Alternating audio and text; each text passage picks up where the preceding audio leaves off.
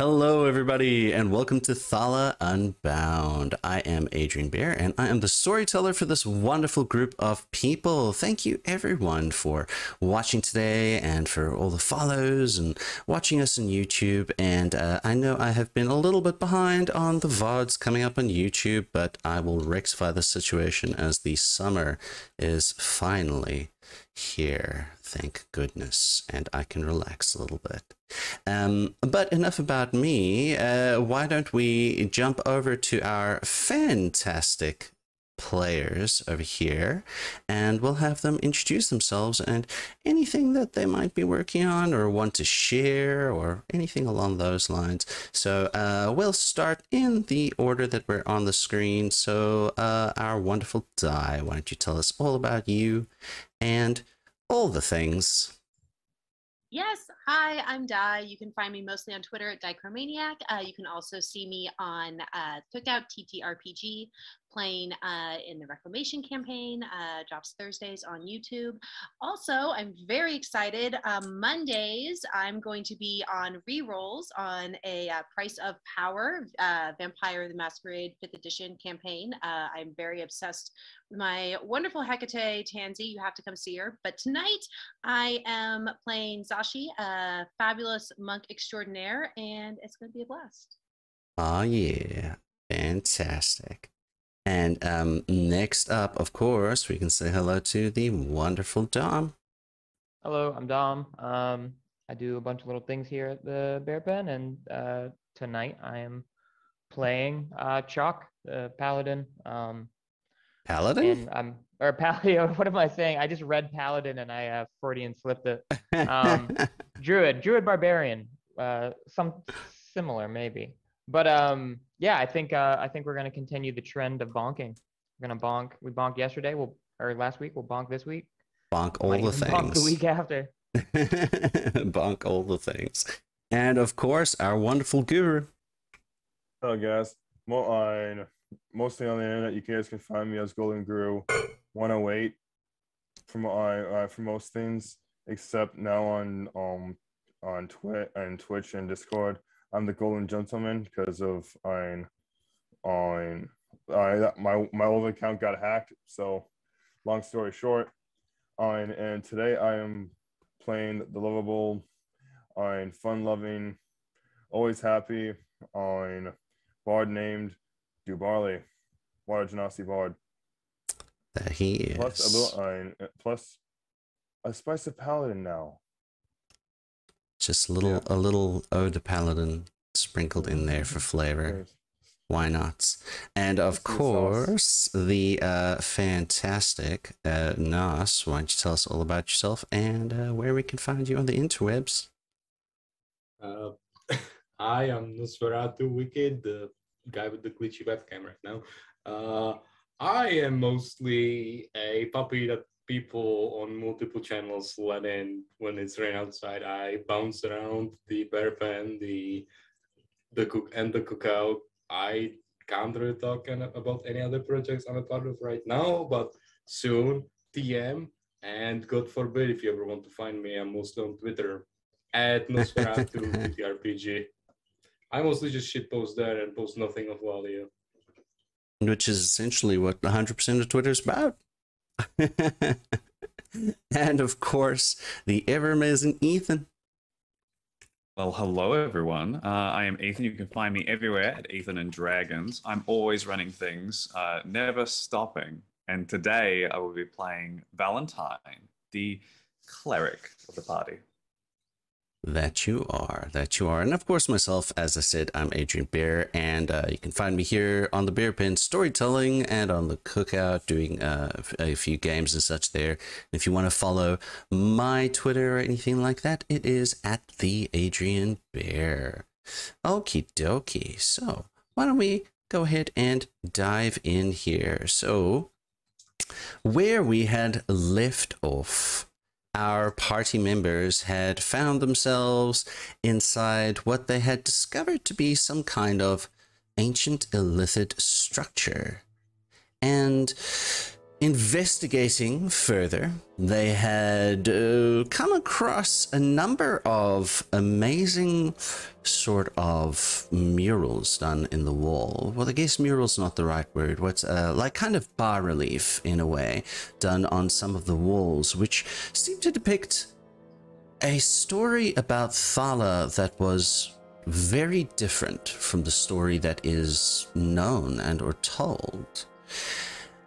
They had fought with some kind of mutated roper, and after resting for a while and having some interesting and intense conversations, they had continued to follow the sounds of laughter, cackling is perhaps a better description here. Only to find almost like a recreation of something that had been happening at some point, being played out again by the three hag sisters that had been perhaps terrorizing at some point the fishing village of Elin. There was a battle that followed where a well-played use of the silence spell had kept my coven of hags from using any of their wonderful spells, which was very disappointing as people were lined up in some wonderful lines, which just were begging for a lightning bolt. That's all I'm gonna say there. They were just begging for some lightning. But that did not happen. These fags, sorry, I am myself, so there was some kind of weird Freudian slip there. These hags. These hags. That's hilarious. These hags had found themselves thoroughly outnumbered and trounced, and one of them had sort of slipped into some kind of other place and was unseen. We sort of find ourselves there in the midst of this battle, as it were, and Huntmaster Zalas has a look around and says, fuck, and he promptly disappears from view, leaving the rest of you to have a look around at this chamber for a while. How would you like to proceed? And to be clear, it is as if Huntmaster Zalas was there for a moment, and then he is simply not there anymore. I mean, can we tell what he did, or if he's coming back? Is there any sort of... Sure. Won't necessarily be Arcana. I will let Miller specifically. You can roll a history check with advantage, as you are one of these scouts under Huntmaster Zalas, and you might have a good idea of what is going on here. With advantage. That is a 16. A 16. This has happened before during more intensive training sessions and or sessions where you had gone into very dangerous sections of Miranzan and its sort of outer bounds, shall we say. Huntmaster Zalas has the ability to, for a while, transport himself to the sort of ethereal plane, and understanding the nature of hags and how one of them had just disappeared, Zalas is following some of his instincts and is searching for the one that disappeared in the ethereal plane. Miller kind of looks around and says, I think he's going after the last hag. Should be all right. Kind of just like the eyes, because he is not exactly trusting of Zalas or anyone really. You just see, do you walk around, with it? I walk to where the hag was when she disappeared.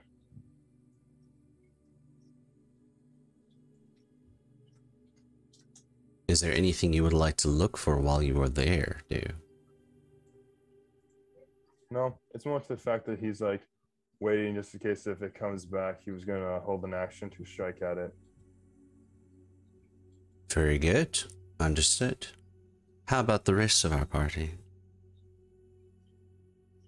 Well, samurai style. Yeah, are there any more of like the red sort of slime tentacle tendril things? Are they still visible? Can A we like, very good question. A very good question. Would you like to make a perception check? Yeah, I would love to make a perception check. Come on. Fantastic. 13. 13. From where you are currently, none that you can make out.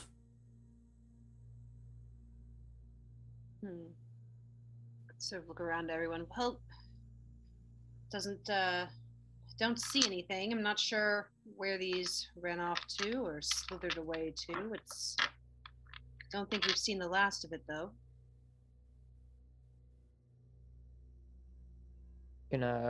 What's the deal with this big old red crystal? Indeed. So, Chuck, you want to begin approaching the crystal. Yes. It is super large. I mean, this one crystal is probably in the area of 18 to 20 feet high up. It is giving off that same red light which seems to suffuse most of this structure, but a little brighter here where it is. You can sort of inside it make out something. Give me an investigation check. That's not too bad. Hold on. 14 plus 3. 17? 17. You have to get the correct angle to actually be able to view whatever is inside this crystal from a perspective that the opaqueness will allow you to see into. But there is some kind of glyph and or writing that is in the center of this crystal. It makes you feel queasy when you try and read it, as if it is something exceptionally non-standard to the world. What languages does Chuck speak? That's a good question. Abyssal, Common, Draconic, Druidic, Sylvan. There's none of the languages that you know. But you all remember during the fight that one of the hags had taken her action to move back up to the crystal and place a hand in it, upon which time the crystal pulsed and a feeling emanated out of it. And I had you all roll checks at that time. There was no observable effect at the time. And I would say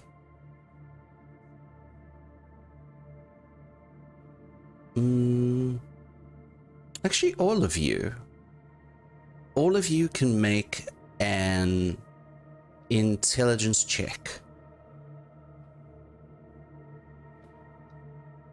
Ah. Uh,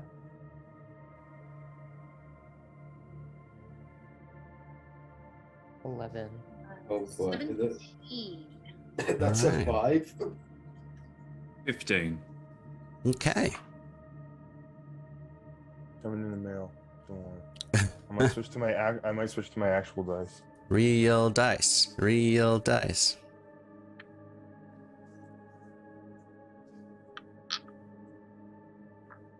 14. 14. All right. Shashi, it is actually you, through your trainings and just various causes and stuff that you've had to put yourself through when oh dear, okay, sorry for the weirdness in the boxes there for a moment, everybody. That is back to normal. Technical difficulties. Yes, it's through your training, Shashi, that you have come to understand some of the nature of how things and people fight and move, the psychology behind it. And in this situation where these hags were fighting and sort of almost recreating things by instinct, it strikes you as very strange that anyone would use their opportunity in a battle to move to something that did not seem to have any observable effect. Also, especially considering that, well, these hags seemed to be recreating a scene from their lives when you came in. It's odd. Why would she have done that? Something here doesn't add up. The empty cauldron that they were stirring, the way they touched this thing, whatever it is, it just seems inopportune, fake, like a pantomime, perhaps a shadow. I don't like this. It doesn't feel real or smart. When Miller walks over to the crystal, can he read it? What languages do you read or speak, Miller? Common, Elven, Infernal, and Undercommon. It's nothing you recognize either. It's not Infernal, I can tell you that much. That's a small blessing. Or- I don't recognize not. it, do I? I've got Gnomish and Celestial. No. I guess I do look into the crystal. Everyone's looking in there. Here, let me get my glasses out. I can. What can you read? Common, Elvish, and Primordial. Nothing you understand either. Could we make an attempt like we did before, where I have the sketches of the murals that Miller made? Could we try to recreate the glyph or some of the glyphs that we see in there, sort of take it back with us, so we can bring it back to the guilds and see if we can Of course. cross-check it against the libraries? Of course. Yes, you are able to transcribe the glyph. Would you please make a Constitution saving throw? Yes, Okay, please. here we go. You're a good one. No, you're not. That's a 9.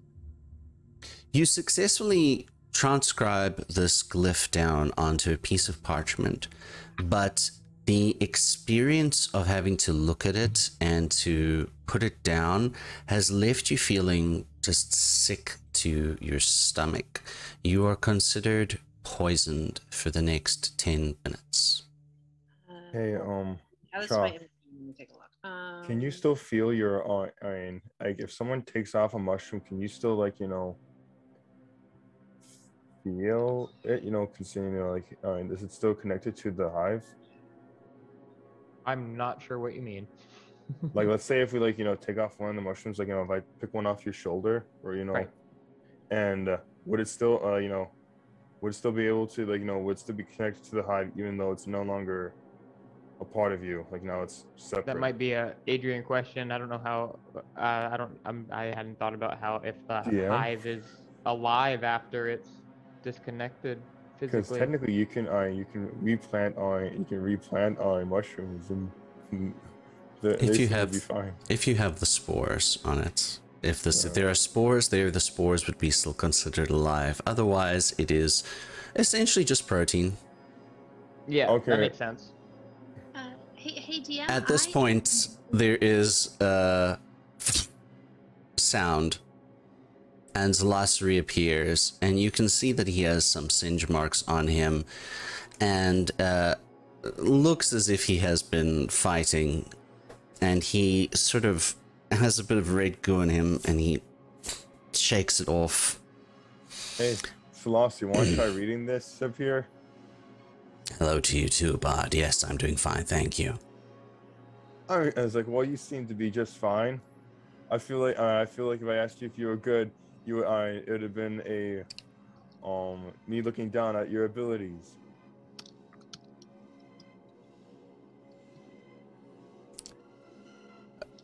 I suppose. Well, it is dead.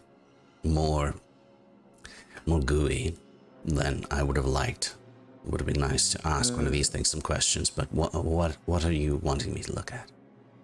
The thing they're touching, the iron. This crystal seemed to be important to him. Speaking of, Chachi, you feeling all right? That's quite the question. Actually, Adrian, I have purity of body, so I'm immune to poison. Would that apply in this situation? Yes, of course. It is. Even though it's not actually poison, it is. It's that same sort of feeling of being like sickened and sick to your stomach. So yes, this would definitely apply. So it wouldn't be for 10 minutes. You would feel the feeling. You would feel how kind of gross it is, but you would be all right. Hey, I have an idea. No, it's thoroughly unpleasant. I definitely don't recommend anyone else get too close to it. Luckily, I think I was able to resist most of the worst of its effects. However, this thing is dangerous, and it's not. We need to know more about it. I'm curious, but certainly nothing to be trifled with. It's nothing I recognize or am able to read, unfortunately. Perhaps we don't probe too deeply until we understand it better. You know what they say about curiosity. Okay, may I take one of your mushrooms with some spores, Shock? I want to try something. Yeah, spread the love. Okay. He kind of just takes one, puck, and he uses mage hand, and he touches the mushroom to the he touches the crystal, because I'm guessing none of us have touched it yet with the mushroom. No, you have. With the mushroom, no, not with the mushroom. I mean, it's because they were touching them. They were touching it, and something happened. With the hags, I didn't know any of us touched it. I thought we were just looking at it. Well, yeah, but I believe you touched it. You want to inspect the thing. If I understood incorrectly, then let me know now. Yeah, I mean, I didn't touch it until now. Yeah, I probably put a hand on it because Okay. chaotic like that. Why Okay, not? my bad. And that was complete. That whole scene was completely useless. Okay, I'm gonna. I don't think so. I'm gonna touch it, and can do feel if it's alive? Like if it's another one of these odd mutations? Roll a d20 and add your character level.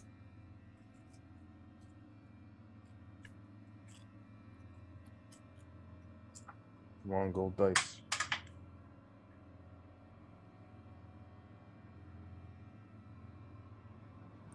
$26. 26. That feeling that both yourself and Tuxel had been experiencing of this place being out of sync and out of touch with the song of Thala is very pronounced,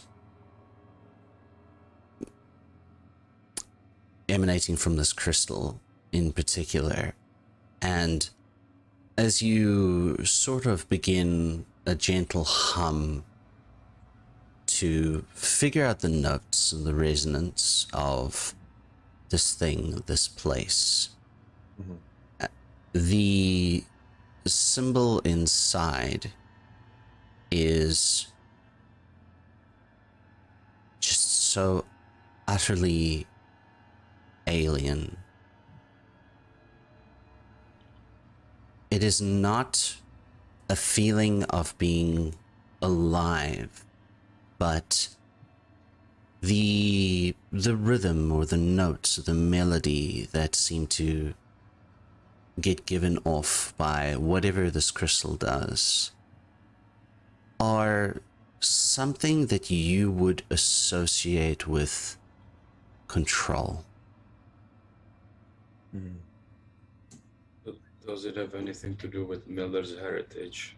If Miller walks by and looks at it with dew, can he feel anything considering his heritage? Does not. Oh yeah, Dew would step back and Dew would take his hand off and is like, Miller, I think you should step away from the this crystal. Miller's gonna touch it. You touch the crystal? And he goes over to Huntmaster Celestia. He goes, it's dangerous. I'm going to get rid of it promptly now. Wait, I just imagine. It turns around and he goes and you see him take up his sword, and you hear it cling to the the scabbard a couple of times, and he casts Shatter. I imagine it's dangerous, Miller. Touch. Yeah. So you're gonna cast Shatter on the object. All right. Yeah. Read the descriptor, please. Okay, 1 sec. It's loading.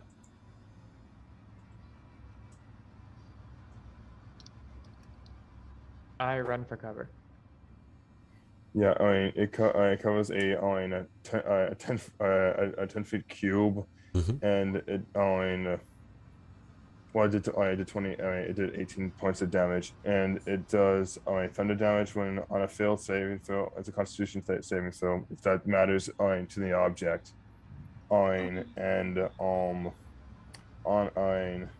a success, it takes the full damage. On a half, it takes a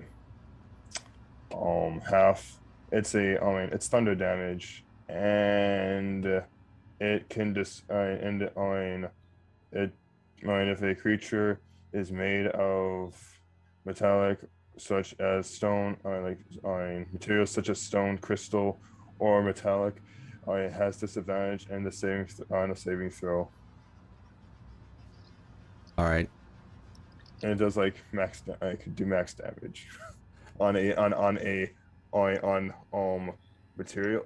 Those materials. Yeah.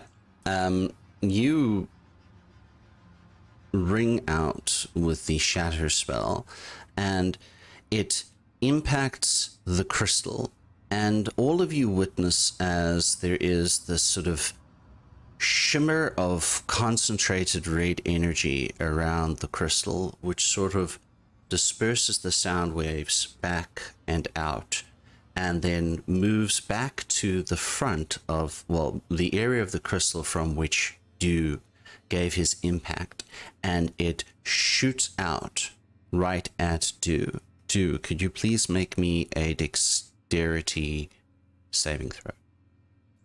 Sure.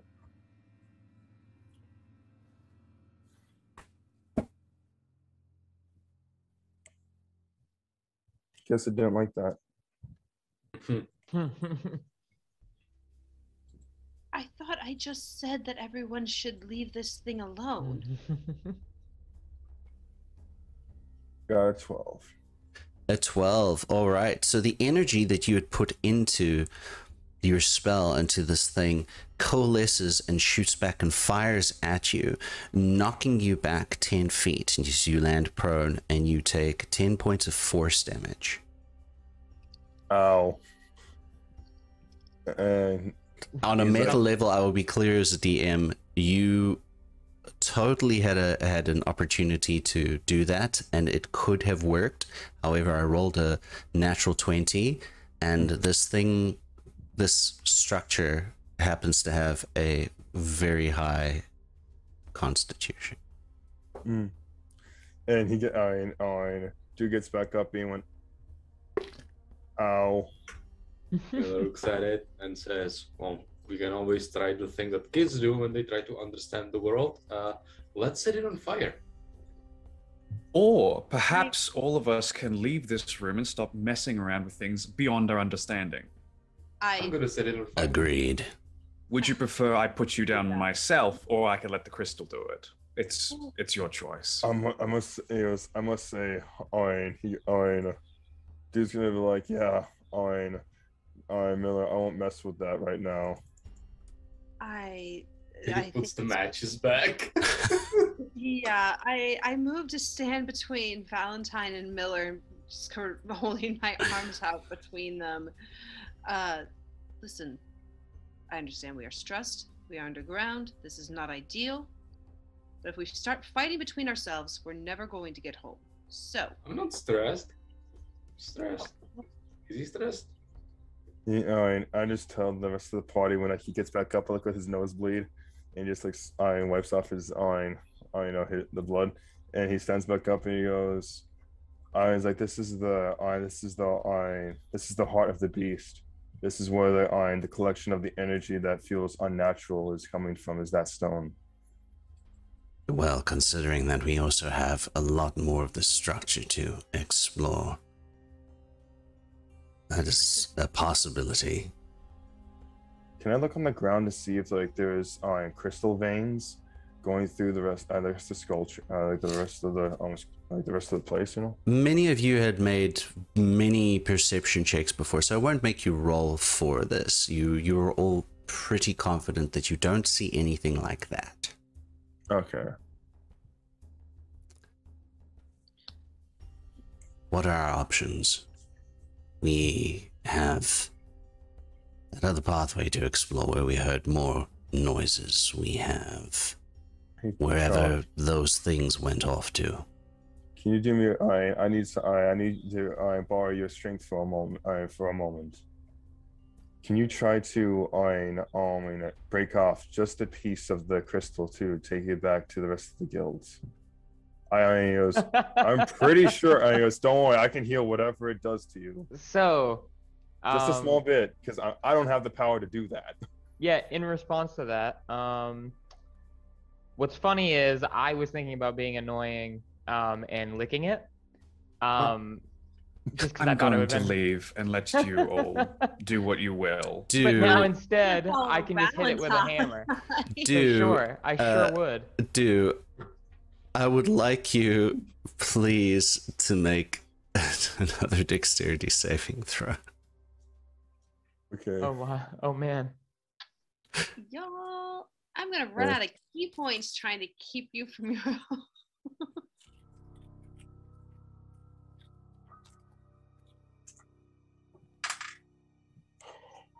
Huh.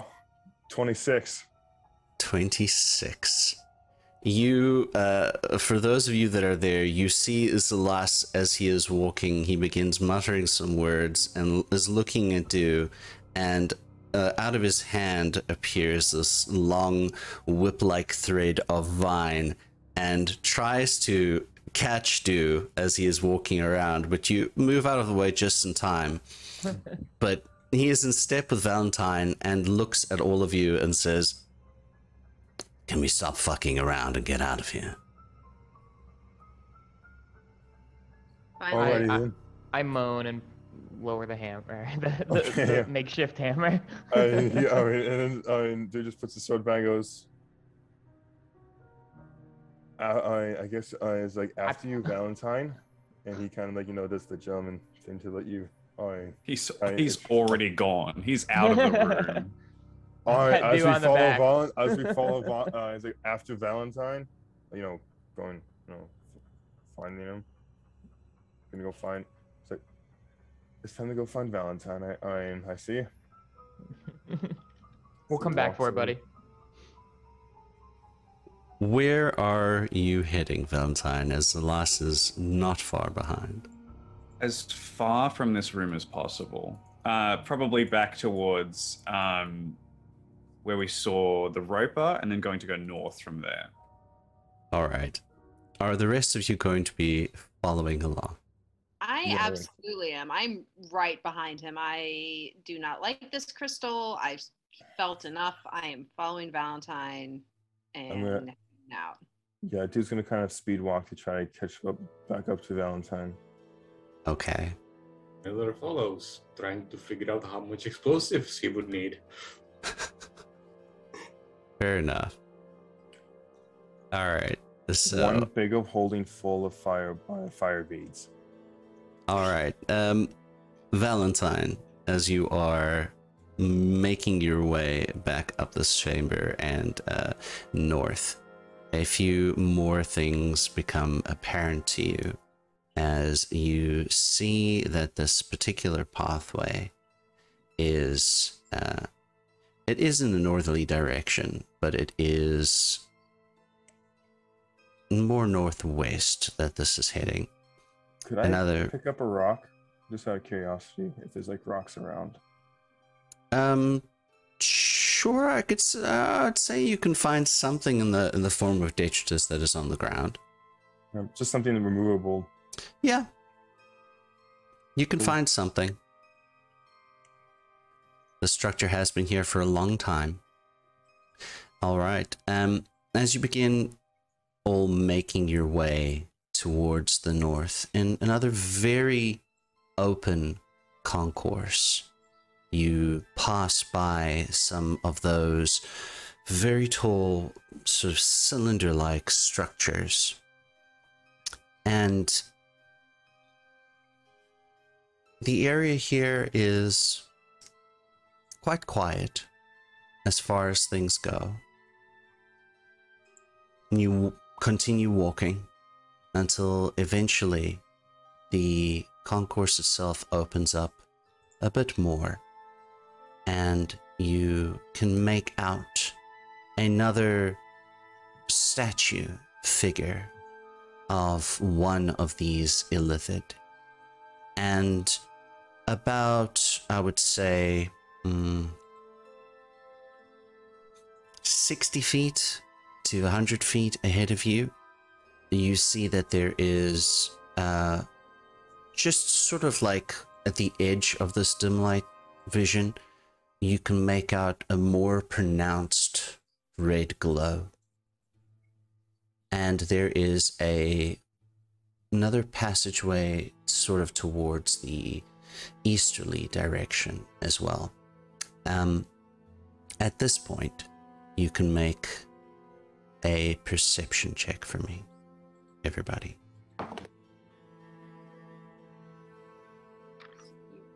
Great. You were even worse. That's a 7. Okay. 12. But can 15.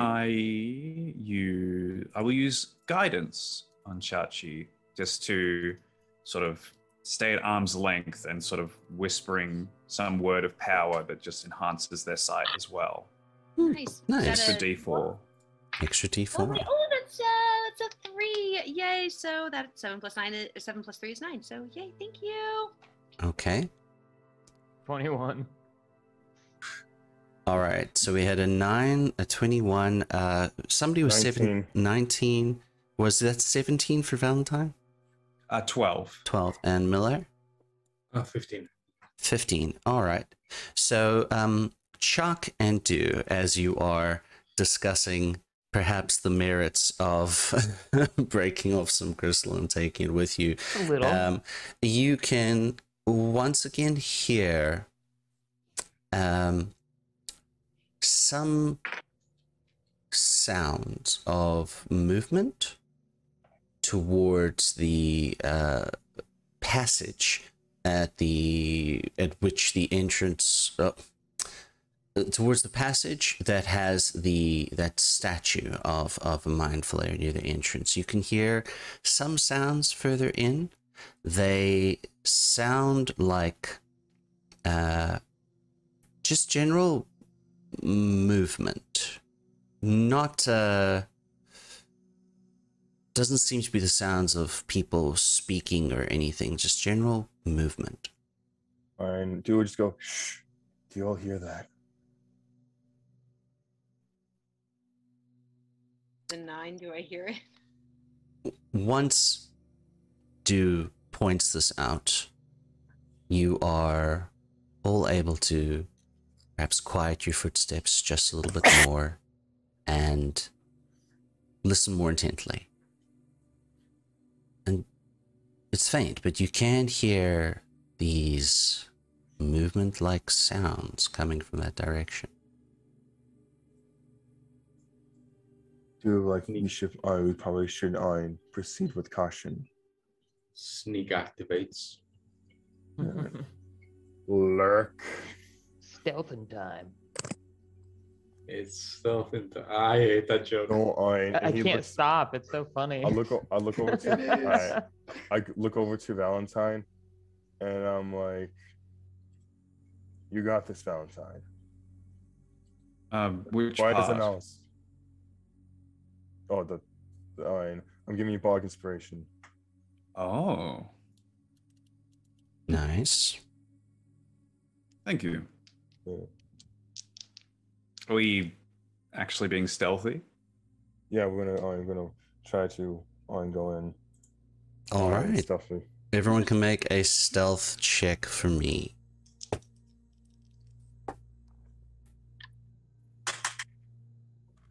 Oh, natural 20. I Very got a nice. 14. Okay. 14. Once again, No. that's a 7. 24. 22. Natural Okay. 1. All Am right. I thinking of that? I'm sorry. All righty. Don't worry, you got a alrighty. D12 to add to your roll. I can use that in the next You- minute, right? Like it's like, Yeah. or is it 10 minutes? 10 minutes, I Yeah, think. 10 minutes. Yeah, 10 minutes. I will save it for Yeah, now. I say- I'll keep the natural 1. Clink, clink, clink, clink, clink. It's what is it? It's scale mail, so it's clanking, and the sword is battering against the armor and such. Just imagine Valentine. he casts silence on himself, and he's like, he just comes ninja. It's more of a knightly, like, I will announce myself before I fight you sort of gait. Like, you have to know that I'm here. It is honorable combat sort of thing. Indeed, indeed. Mm. Which direction would you all like to hit? I think with that 7, Zashi's gonna still try to keep heading towards the mind flayer and kind of mind flayer statue and sort of slipping on it. I'd like to get a closer look at this. Is it the same as the one we saw previously? It is perhaps a different illithid, as the room that the hags had been occupying seemed set up almost like some kind of weird church in a sense. So there were different figures of illithid there. Make an investigation check. Okay. Let's see.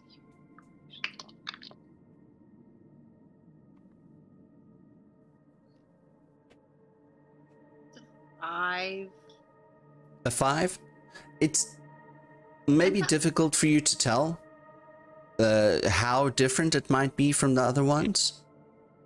There's probably some differences, but it is a statue.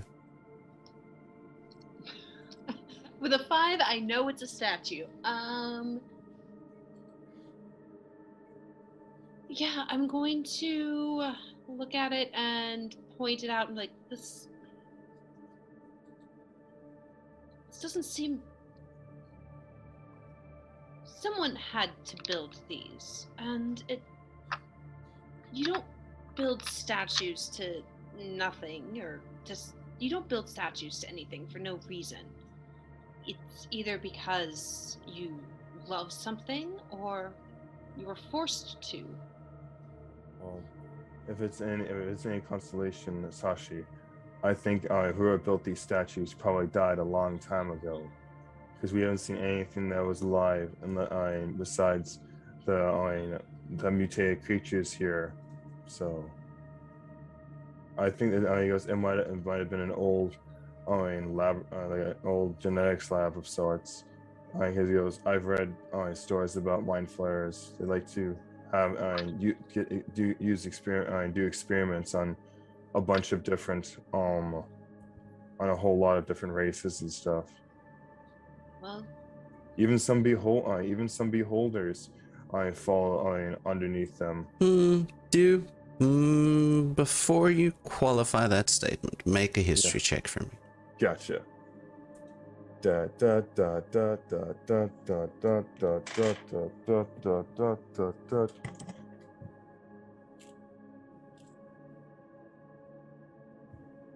da. Da 14.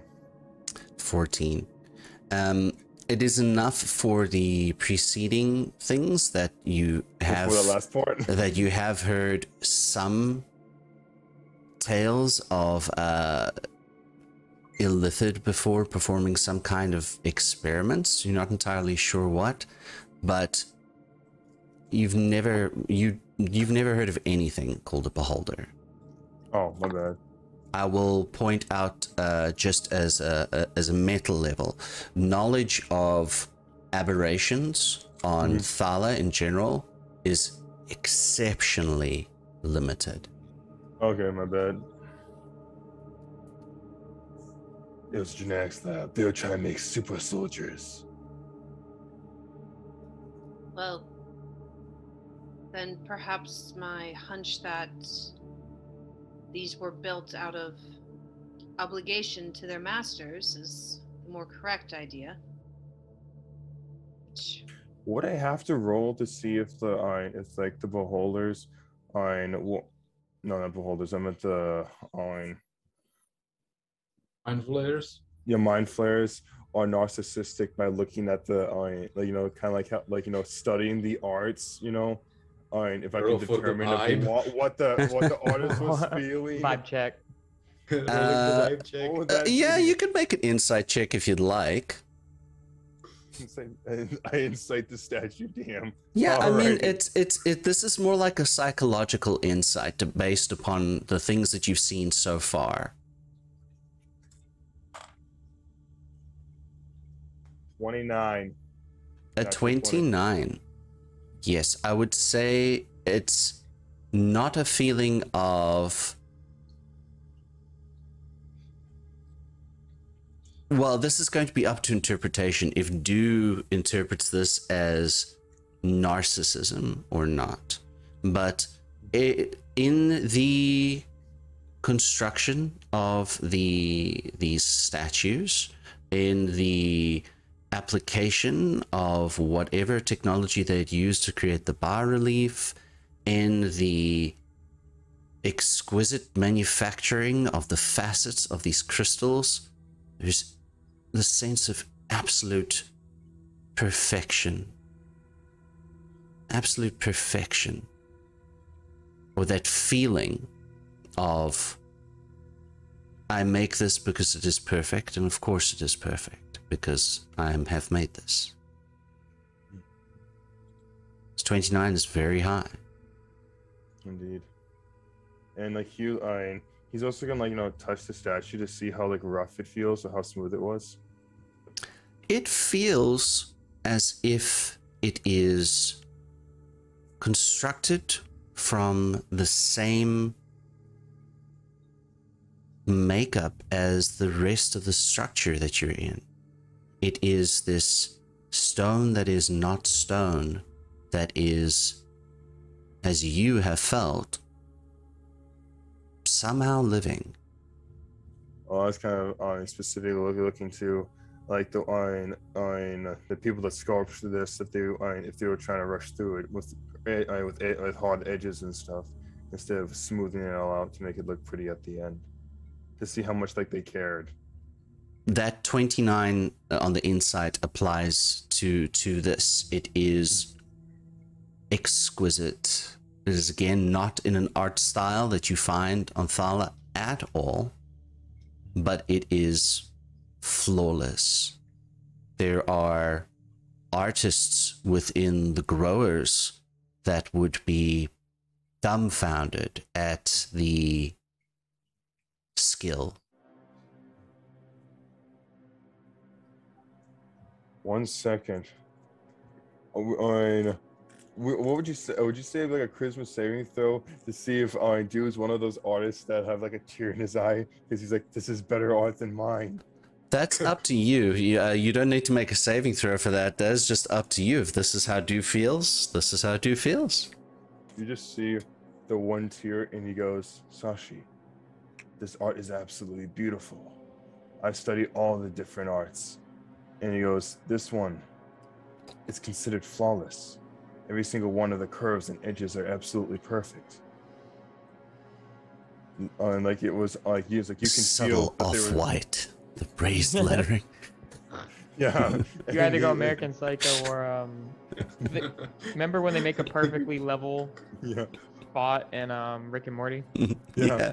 And then he was like telling Sashi, he goes, just imagine, he goes, to put it into perspective, just imagine training your entire life to master the arts, and then finally at the apex, in the last moments of your life, to finally understand what it was all for from the beginning. Remember what it was all for at the beginning, and then being drawn to peace because you feel because you've realized you've hit perfection. Well, that is a sentiment I feel a strong kinship with. I'm not sure if this is art in the way that we've understood it. It's not, based on what we saw before with the previous statue, and I cannot remember all my previous perception rolls. Did I recognize this as not being carved before? Did I recognize this as being sort of thrown? I would say at this point, yes, with everything that everyone has spoken about, perhaps some combination of both.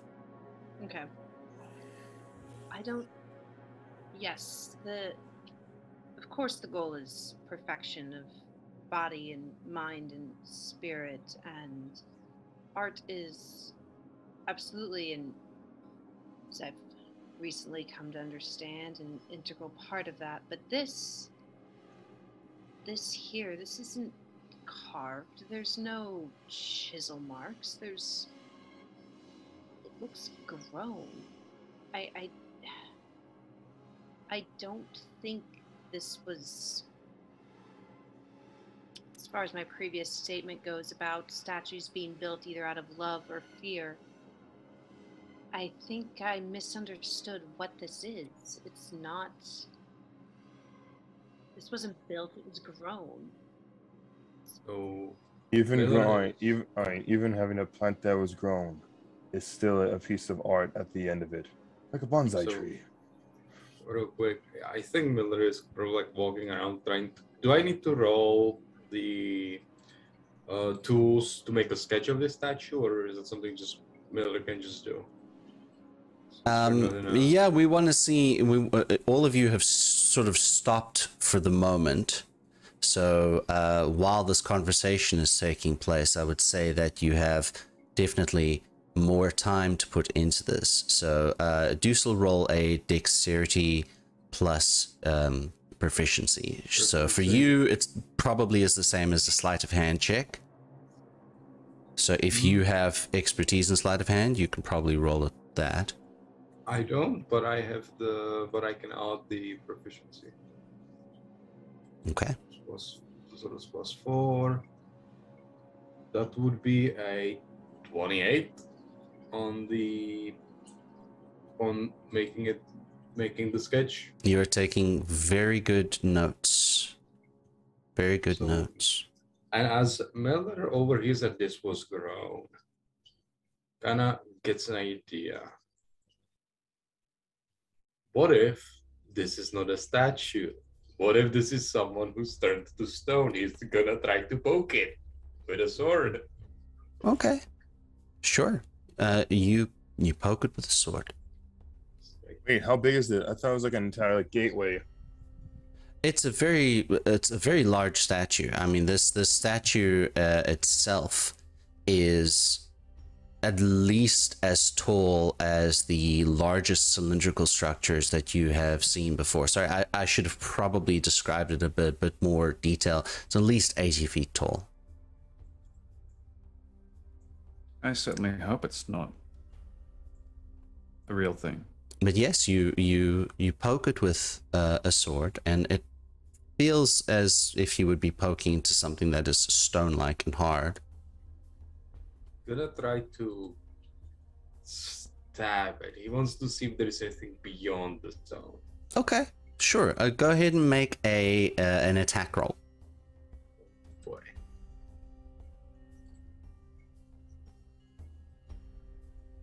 That is a 27. All right, go ahead and roll damage.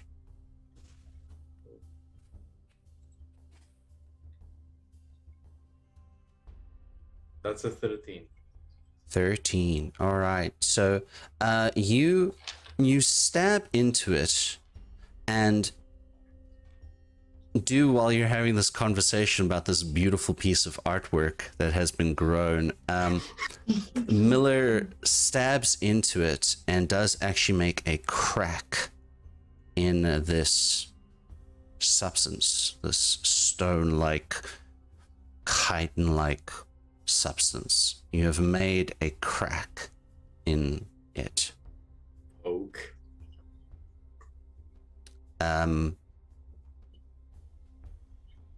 What does the inside feel like? It's a rock. No inside to speak of here. You have fought a number of different beings, different creatures.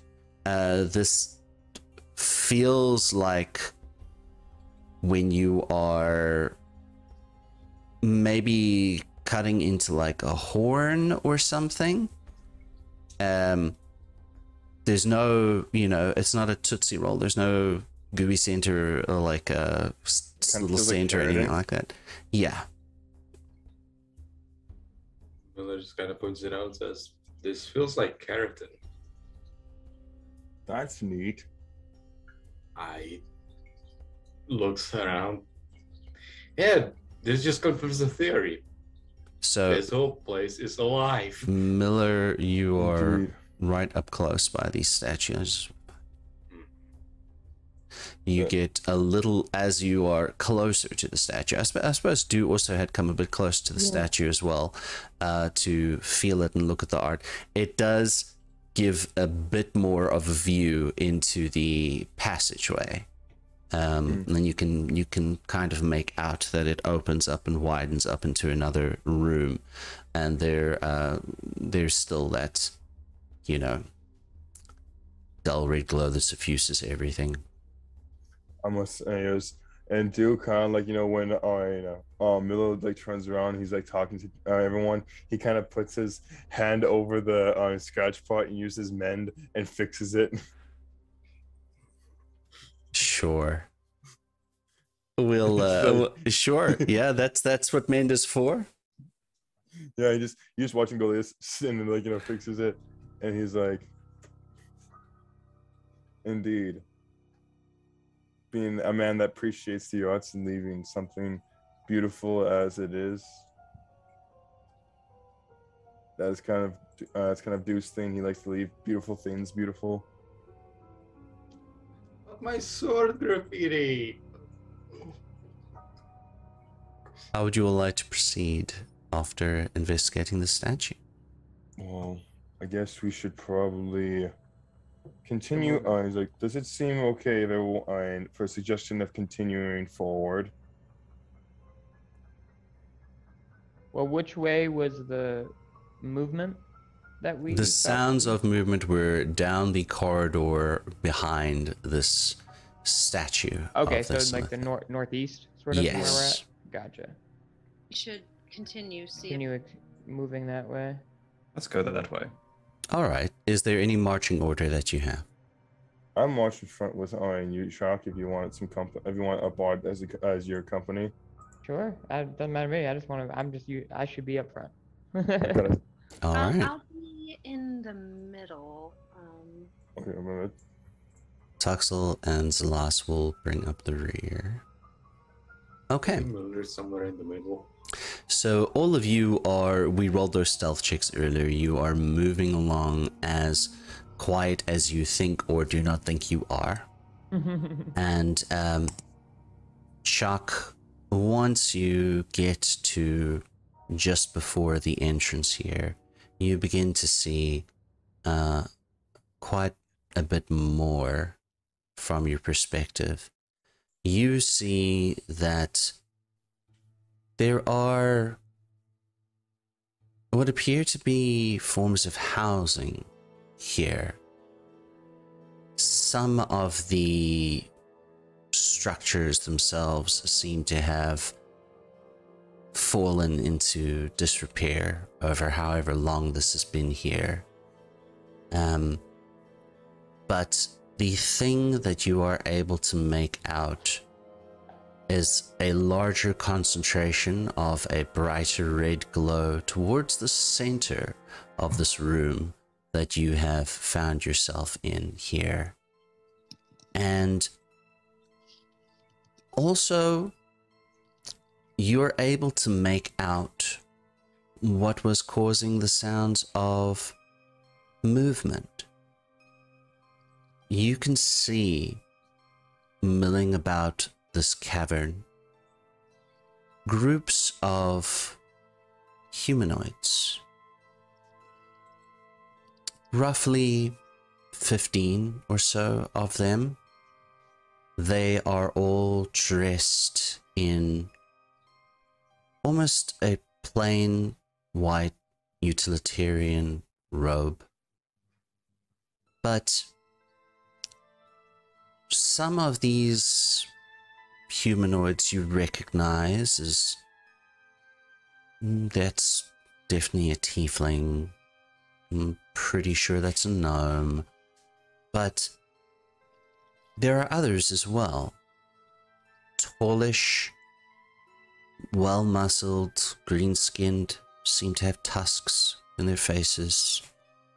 Others which are a bit larger than, maybe a bit taller than gnomes, but they seem to be, they seem to have hair on the back of their hands and on their feet.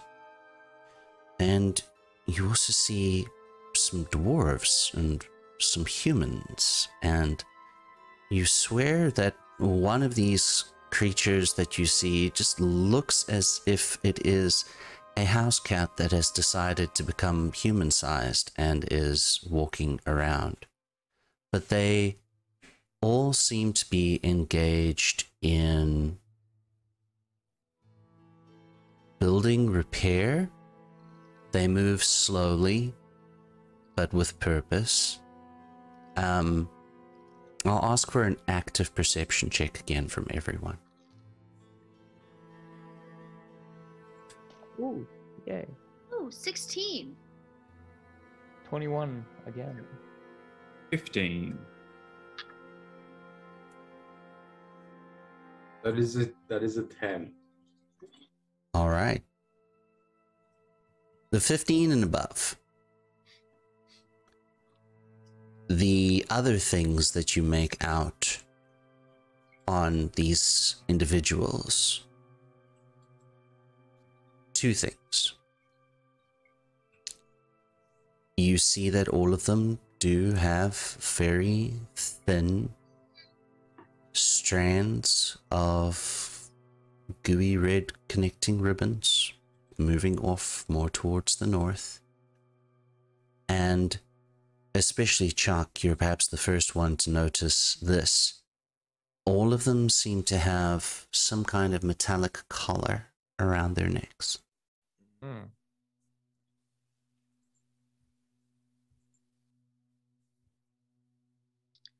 If I can, let's see, who am I sitting next to? I don't want to be too loud, but I know I'm standing next to Valentine. Valentine, what did you get in your perception again? I'm sorry.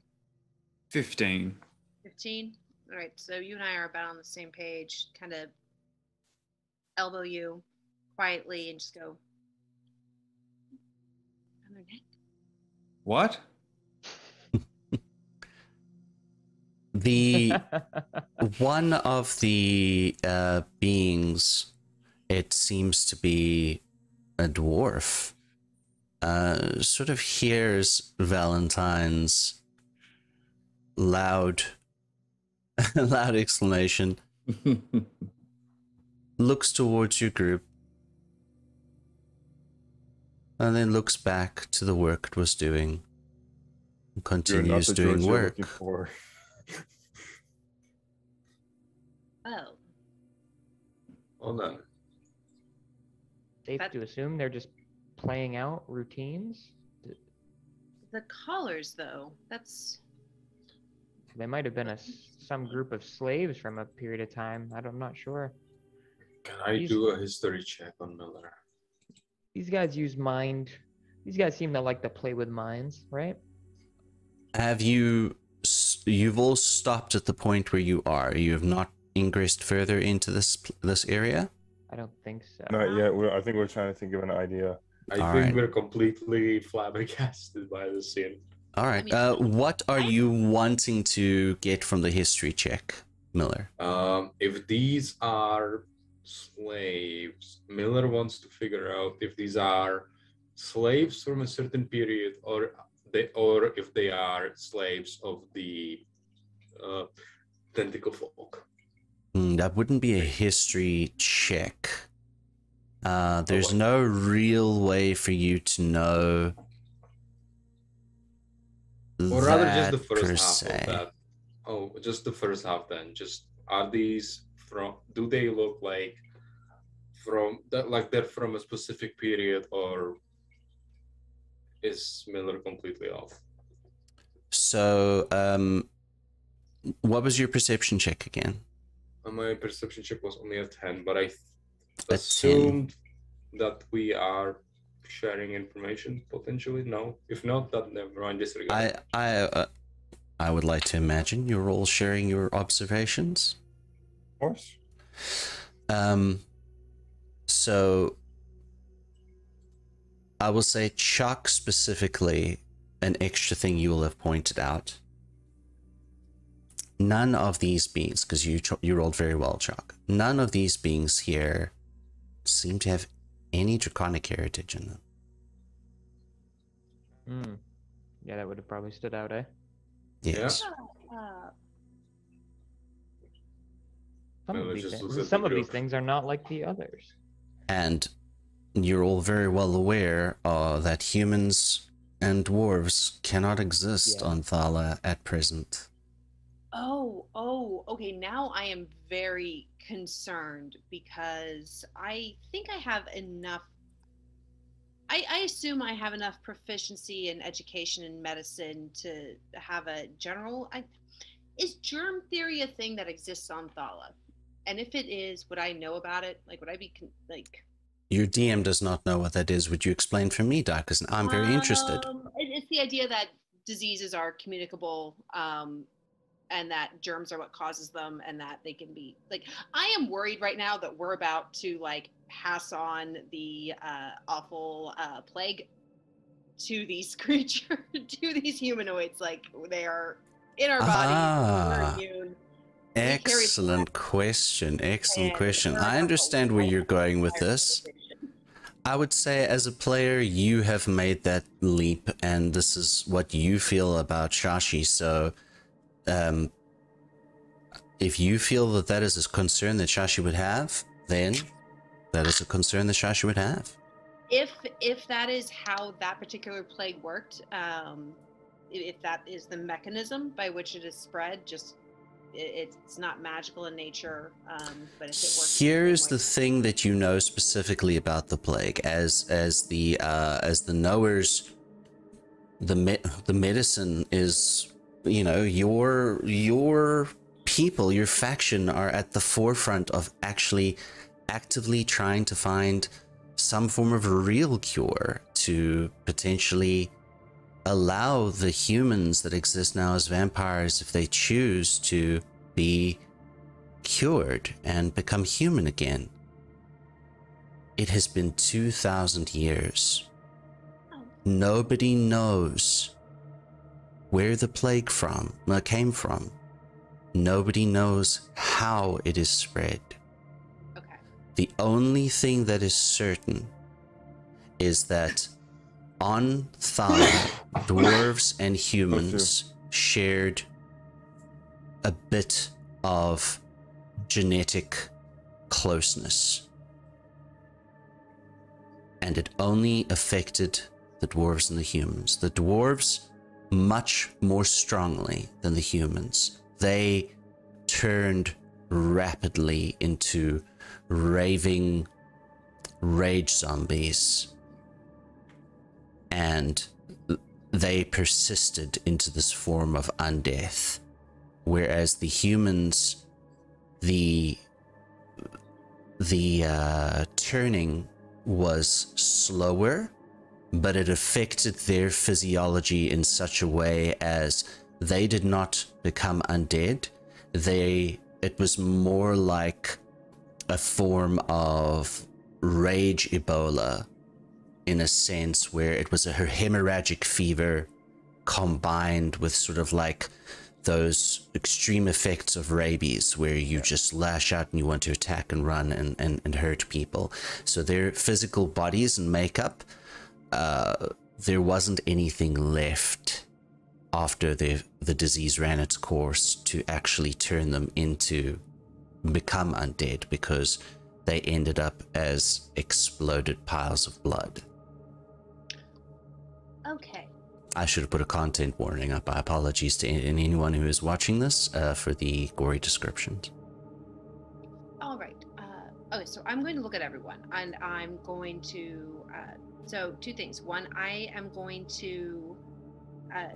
So DM, I'm going to say with my purity of body, since I'm immune to disease, even though I'm running through all of this information in my head and thinking about disease and how long it's been and trying to figure out whether or not it's safe for us to approach. Listen, everyone. I will point out one extra thing. Sorry to interrupt you here.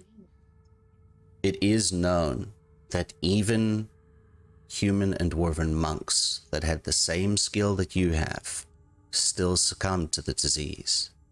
This is important information. Yes. Yes. No. So thank you for interrupting that. Yeah. That totally changes everything. We need to. I look at everyone and say we need to leave now. I don't think we're safe here. For them, it's. I could not bear it if we killed them all. We need to go. Chachi. Nods. They're not real. They're just like what we just fought. They're the amalgamations of something else that lives. But look. Do you see the collars? Nothing we've seen so far down here has had these collars. These are different, new. Do I see the same red slimy tendrils on that 16 perception? Do they have? Yeah. All as I said, those of you with 15 and above did spot those tendrils. I just feel like the risk is too great. There's All right. But You I may agree. lose. Killing without reason. Is it considered evil? Every living thing has a right to live just as much as we do. I agree with you, Chachi. If these things were human and dwarf and such, I would agree.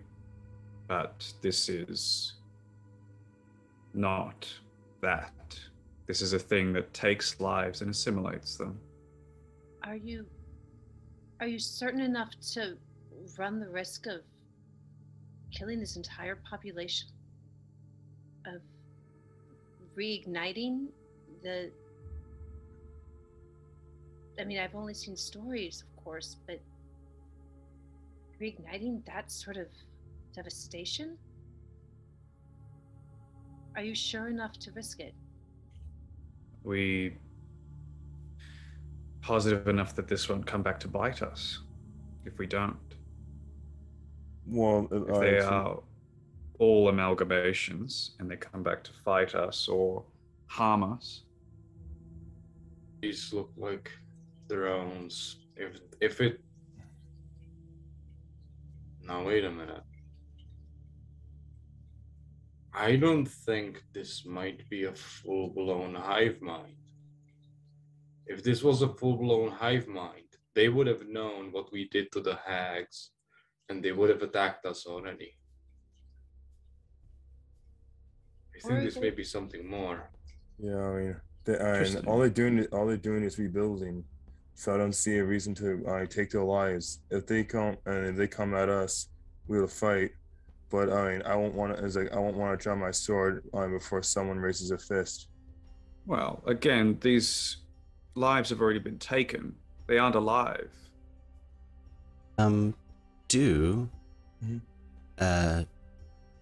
Please roll a history check with advantage for me. I just want to see if certain past life facts might come up here.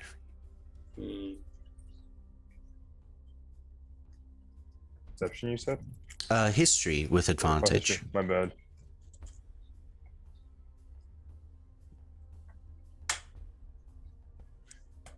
Natural 20, 22.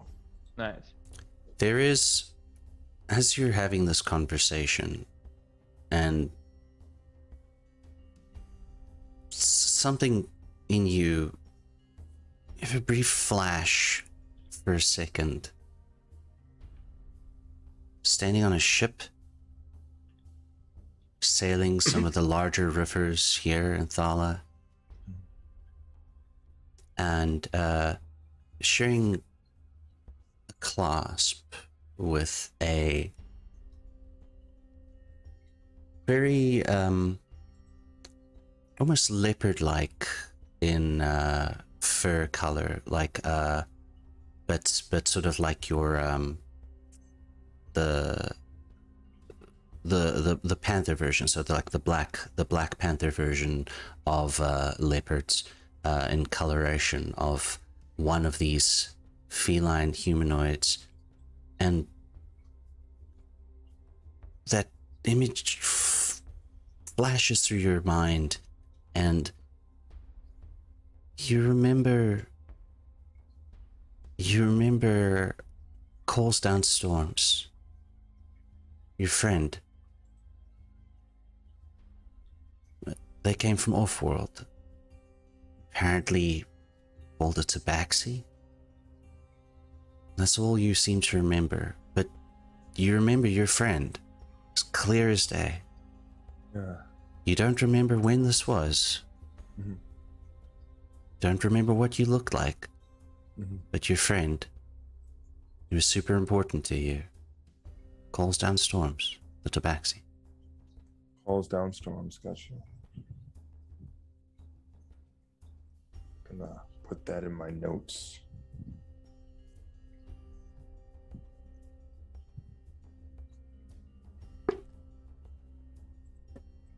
Are you okay, Joe? You look a little glassy-eyed. Oh, I just had a flash of one of my want a flash of, I think of a memory of mine, or I sure hope so. A daydream. I have those once in a while. This one felt extremely important to me. I'm gonna ask a personal favor of you guys, and let's just leave these group be. They already saw us and they didn't attack us. So we don't have to start a fight if not need be. I understand. No, of course, I don't want to offend, but this place, if we can access it safely, if there's any shred of real memory or real medical knowledge of these humans, these dwarves, these feline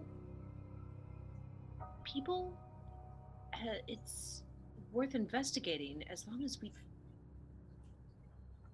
They're called tabaxi. We're killing a whole tabaxi. An interesting word. How do you know it? They're from off world. I had a friend once, and he kind of just like looks down, and he kind of looks just looks away and kind of in a down motion, looks away from he's actually in a down motion.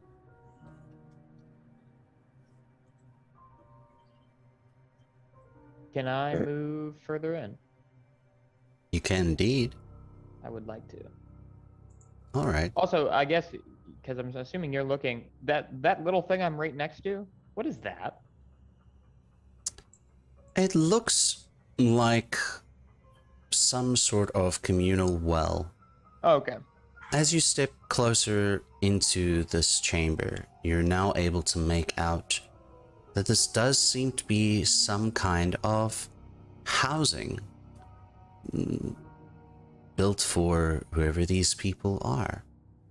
And yeah, there are around 20 people that seem to be busying themselves with trying to rebuild their domiciles. And in the center of the room, not as large as the other one that you had seen, but there is another glowing red crystal. Hey, DM. Yes. Do I see any sort of... They're building their domicile, but do I see any sort of attempts to grow food? Like, do I see any gardens or any livestock or anything like that in this space? You do not? All right. I know I'm hanging back with Valentine. I'm going to look at him and say, there's people. There's no food. They're not people. If you want to go and have a closer look, you can. Testing the theory. But I'm going to wait here until we're ready to move on. Can Miller peek and look at the housing? Is there an architecture to it, or does it look more improvised? If you would like to move in closer into the chamber, you would be able to see more. Just a smidge, like not too far, but like cool, like he's being careful. To see that, you would have to move up to roughly where Do and Shock are. He's gonna keep up with Do and Shock then. He's just gonna look. Okay. But he's gonna like pull up his what is not a rogue scarf. I will point out, he is not a criminal. Totally not. He's gonna do like to be responsible, just in case. He's just gonna look at the housing. It is definitely not what you would consider ramshackle or anything along those ways. It seems to be much like the statue connected to the actual larger structure itself. Miller is currently working with a theory that there may be multiple, like, almost like nerve bundles connecting certain groups of people. Because if it was just one huge thing, they wouldn't be docile to us, considering we were the aggressors, not like few not meters, but we were fighting a different group of tentacle things, slime things in the other room, and now we're here. They're basically ignoring us. So Miller is currently working with the theory that Continue. that these may be a different either hive mind, or they're not as centralized as we thought they were. I will also like Chuck and Du and Miller, as you are closer here, to make an insight check, as you are closer to some of these people. Oh boy. Mine was not high. 3 plus insight. I will let you choose perception if you'd prefer, but insight would work just as well. On insight. Either way, I get a 5. 6 or 26? 26. Okay, all right. So, Du and Miller, now that you are closer to some of these humanoids that are doing their thing, you very much recognize the look in their eyes as dull and complacent and resigned. So not a with my 26. Could I also? I guess it's probably better if I have to roll. I probably should have rolled on perception then. If I wanted to check out the collars just to see and to give that tidbit back to Sashi. Yeah, that will be a different thing if you want to check out the collars a bit more. Yeah. So Miller is kind of gonna concentrate on the look in their eyes. This is 19. not. We'll come back to that. Sorry. No, but Miller's kind of thinking, this is not a look of a thing that's mindless, right? This is a look of someone who gave up from the description that was given. I will add it's both of you rolled very high. It is also more as if mindless is not the right word, but controlled is a word I can add on to that. Yep. I think we just encountered something separate. Kind of Miller just kind of like looks over at the Sachi, gives kind of like a nod of that they may be onto something. Chuck, as you are by that well as well, would you like to investigate it? The well? Yeah. Okay, so just make an investigation check for me. How wellish is this well? On a scale of 1 to 10, how well is the well? How well is the well? Sorry, what was it? Investigation? Yes. 14. 14 is enough. Although it looks as if from a cursory glance that it is just water in the well, you actually tentatively try to touch it. It is a lot more viscous and sticky than water. Not super sticky, but definitely a lot thicker than water. It's definitely not water. It's not slimy or anything like that, but it's not water. It's clear. I give it a lick. I give it a lick. It is bland in a sense, not disgusting, but definitely like thicker than you know, obviously water. Just bland. Okay, that's fair. Kind of bland, but as an ender, I would say you are used to the byproducts of things when they, you know, when they, because you also have to spend time studying like the bodies and how the systems work, in a different specialization than the knowers do. But this is something that could definitely be used as sustenance. I shrug. Almost like, probably wouldn't order it again. Especially yourself, who is partially Mechanolith. You'd be like, oh yeah, that would work. If I put it in something, I could grow some mushrooms on that. It would definitely work as a substrate. I could put it in some sawdust and they'd be able to feed off of this. All right, I wanna get some and bring it to my home. Okay, sure. Why not? He just grabs a handful and puts it in his pocket. And he's like, you probably have an empty vial or something. Yeah, I'd say it's likely. I have empty vials. I've got. He just puts it in a beer bottle. Yeah, I know. I have. I give Chachi the. I give Chachi the collect this look. This is one of those things. Yeah, between the alchemy and herbalism, I definitely have vials. Dope. I'm gonna grow some back in our humble abode. So if we ever get back there.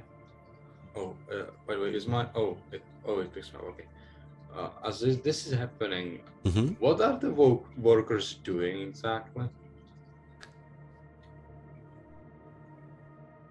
Now that you've come closer, I'm so happy you asked that question, because I was waiting for somebody to ask that question. Now that you've come closer, now that you've come closer, you are able to see that it does look as if they're attempting to like rebuild structures, but the way that they don't have anything in their hands. They go somewhere where it looks as if in their mind they think there would be a pile of some things to pick up. They go through the motion of picking up a pile of something which is not there and moving over to one of the structures and making the actions that they think they are rebuilding it. But they're not picking up anything or holding anything. Did I get anything from the 19, looking at the collars? Yes. They are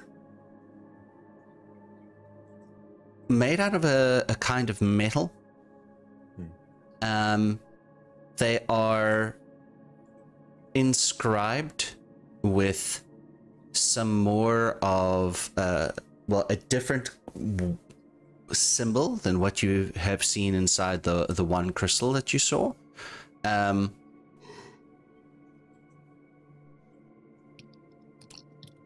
That's about what you get. You're not entirely sure of its function, but yeah, that's about what you get. You're not entirely sure of their function.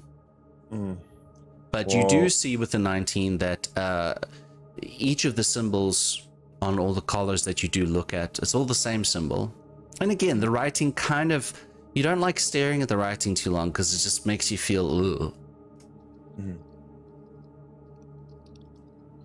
I'll just ask, okay, Miller, Chuck, have we had enough investigating? Should we go back to the rest of the group? So, and as Miller kind of gets back, he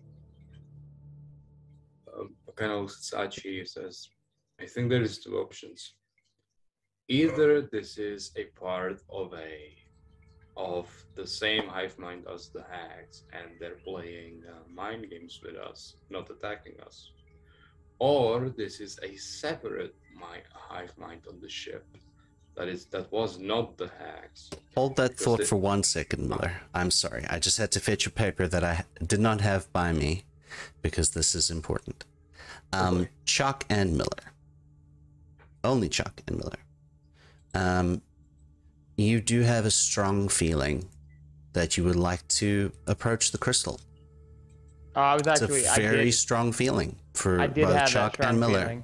Because I was gonna actually bring up, I wanted to Dutch. see if the rune was the same. I assume because we took a etching of the rune, right? Mm-hmm. From earlier. So I kind of had already been thinking, I kind of wanted to see if it was the same, and this sort of helps me do that. So dope. Yes, it is. It is just you, Miller, and Chuck that have this very strong feeling that you want to have a look at that crystal. I, by all means, do. Chuck, Miller, where are you going? I thought we were gonna go back. It might be the same. We just gotta check. We gotta know. Curious about something. All right. All right then. How are we here for you? So both of you begin to make your way towards where the crystal is. And so real quick, so yes. is this is just like a general inclination that I want to, like I'm really just a strong inclination, not like you have to go touch this, like you are under some it is spell. the feeling that I really, really, really, really have to look at that crystal. Okay, Like but I've still got sure. my rationale is what I'm asking. I'm still aware of myself. Seems normal. Okay, cool. Yeah. I don't like the seems normal part. That's never good. Yeah, it never is. All Anyways, right, I'm so- going up to that crystal. All right, so Miller and Chuck, you come up closer to the crystal and you are able to investigate a bit more. But before you do that, there is a pulse. I need both of you, please, to make me charisma saving throws at disadvantage. Oh boy. This will be fun. This will be not fun. So much not fun. I'm rolling straight At D20. disadvantage? At disadvantage, yes. 13. Okay. Well, verse that is worst case scenario. We see who has the best martial arts out of Sashi 13. and Miller. All right. 13. Cool. Thank you very much. So both of you are close enough to have a look at the crystal. And if you'd like to investigate it, you may have a look into the crystal and roll investigation checks. There are two of you there, so one of you can roll with advantage if you like, if you'd prefer, or you can roll separately, your choice. You're the I would probably let you, since you're the you were the one that took the etching, right? Yeah. So you would be the most capable of being able to say whether or not it's the same or Also have a different. proficiency. Exactly. Yeah. All right, so Miller, roll with advantage. Enjoy. That is a poopy roll. And that is even more poopy. 11. 11. You're maybe struggling to find the right angle to look through the opaqueness, but eventually you do make it out. Does appear to be the same symbol. Doesn't make you feel as queasy this time. Oh no. Exposure. Radiated. God. Can I know I don't have a spec, but can Miller roll? Sorry, so it is the same, you said. Appears to be the same. Can Miller Okay. roll medicine? Interesting. Why? This is completely normal. Like, I don't, like gut feeling is inside, Yeah, your gut like, feeling is everything's cool. How am I Right. inclined Dude, more to guys. lick this one than the one before? Give it a lick. Yeah, I totally do. Tastes like licking a crystal. That's what I thought. That's weirdly enough exactly what I expected that to taste like. Yeah, I'm gonna use our walkie-talkie things from the guild.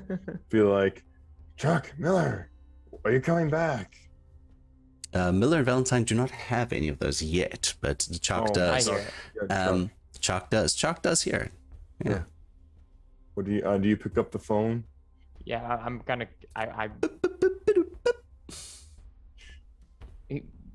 You just start Dude, hearing this crystal this- tasted it. I don't even have to tell you. You know what this is gonna taste. You would have told me this is what it was gonna taste like.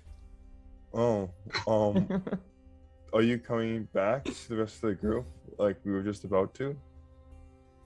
Am I? Yes, as far as I'm aware. I don't know if there's some. Yeah, I compulsion mean, here. you wanted to Okay. check out the crystal. You checked out the crystal. Same Okay, symbol. I guess I You're look satisfied. Okay, I do a little last look around, and then I guess Are you say gonna yes, try to- assuming I don't see anything. That Are you gonna try to take the part of the crystal this time? So you just like No. look around, gets the hammer, no one's gonna stop you now. No. So, where we had left off, Chuck and Miller have double-checked this crystal and have found that it does indeed contain the same sort of symbol that was in the previous one. And this is where we pick up. What would you all like to do? So I'm just looking back. These guys. We're on our way back.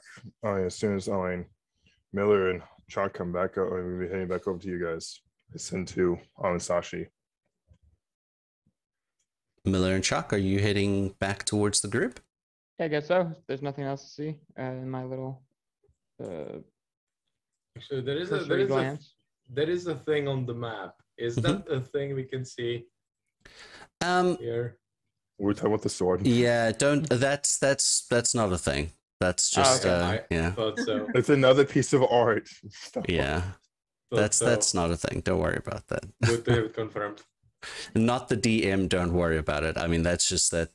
That's just not a thing on this map. It suddenly becomes a giant flying sword, and you go, "Ha! You thought." All right. Which you thought. Roll initiative.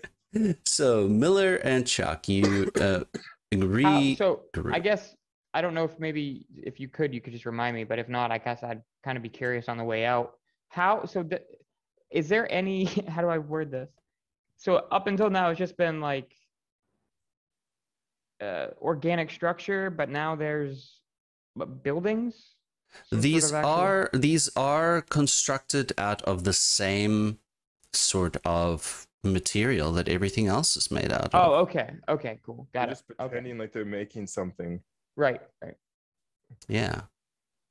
All of you reconvene with the others. And just to make it fast, we just and tell them what we figured out. Okay. Valentine, would you do me a favor and make an insight check? Are you proficient in insight? Yes. Okay, cool. Ooh. Remember, you have your bar inspiration. 24. 24. All right, perfect. So as Miller and Chuck rejoin the party, that sense of feeling that you have about this entire place of absolute law, it's very apparent to you that Chuck and Miller are starting to sort of blend into that background noise of law. I am the law. What did you both do? I didn't. No, wait. I'm lawful now. I did. Live. You're not. You're not lawful. You are whatever you were before. It is just that feeling. That's so funny. I would still probably say. That's all you're gonna say. It's like I licked Anyway. the crystal. It's the same. When you say room. the We crystal, you just stop. I licked and just like stop right there. We checked out the crystal and ends up it's the same rune as the last one. Right.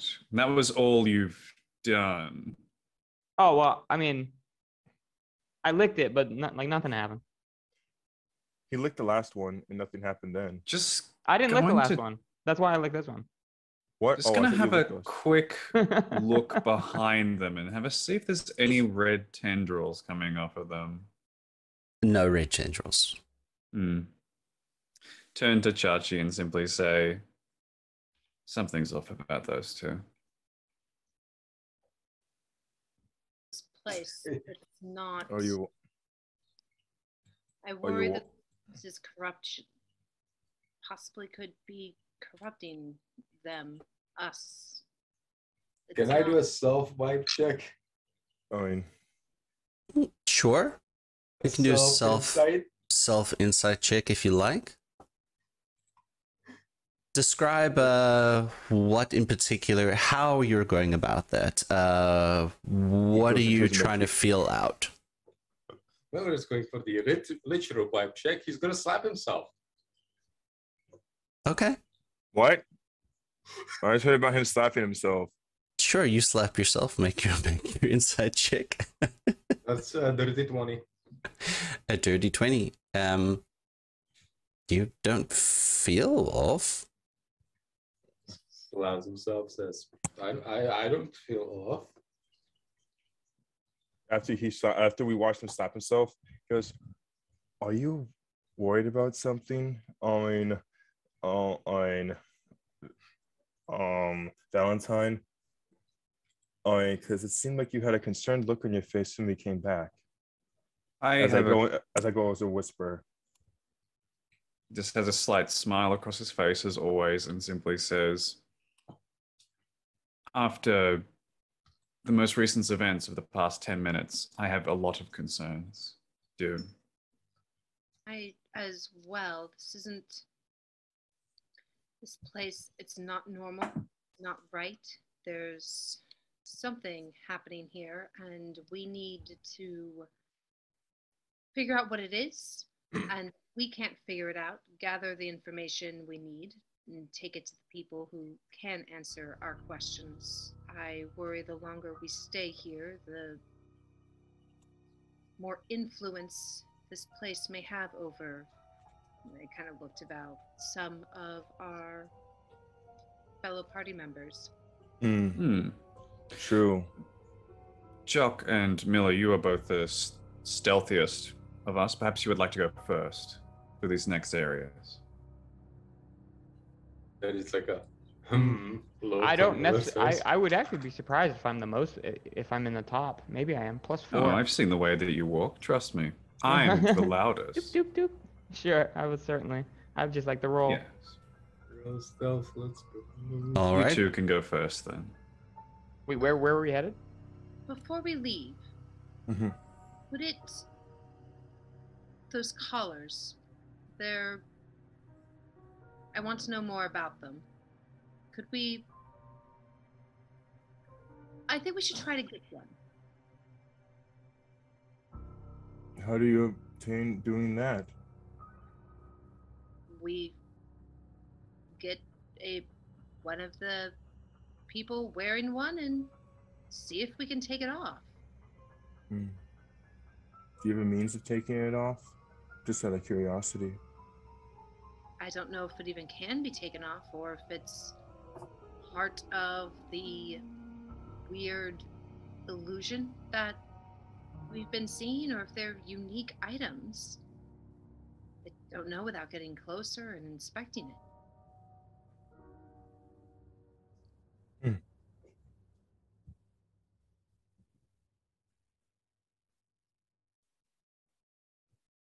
But Well, I know one way of removing it, but I'm sure you would prefer a different way. That's what I was worried about, yeah. if they're not actually alive, as this seems to indicate, gesture over to all the red tendrils, well, we did the same to the hags, more or less. I didn't have a problem with that, and this seems to This be is about just an the same. idea, but we could try separating the. I don't tendril. think that should be our first course of action, but if it came down to it, if they're not really alive, and they're not unique individuals, I have a question, DM. This is kind of actually important to a plan. Okay. How big, like in diameter, how big would you say the gnome looking like one is? Like in dimensions? Just average gnome sized. Like 3 foot and probably like Yeah, little less like than 2 feet. around Maybe like 2 feet or less. around 3.5, maybe 4 feet, tall. Okay, And on Sashi. average, about 40 pounds. Yeah. Sashi. if we're correct and they're not actual people, we could even take. If we cut the line, we can take one back with us, and their life will not be in jeopardy. If I know what I think this is. If that is the way to get them back to us with the least amount of possible injury to us, then that seems like a reasonable plan. That would. I have one question also for Adrian. This is kind of important since now I'm kind of trying to follow the tenets of my being a paladin. As long as I keep it, as long as it's like, it's not in danger and it's alive, is it alright? I'm not sure if taking something away from what it's supposed to be is considered alright. Well, you at this point in time have only just started along that path. You have not gotten to the point where you've made any oaths yet. I know. I'm just trying to. I'm trying to practice the oaths until I get there, so it's easier. So, I abide by it from the get-go. That is up to your own interpretation at the moment. You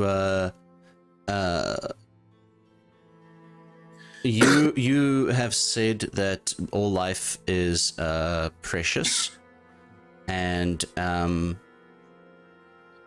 so I would say that you probably don't want to harm things unnecessarily, but also if something is causing harm to others, you won't stand by. So play with that how you would. Okay, so I need someone to help me cut the line. Cut the tentacle, the tendril connecting to that gnome. Because it's the easiest one for me to capture. On it. Okay. All right. Do not have a weapon.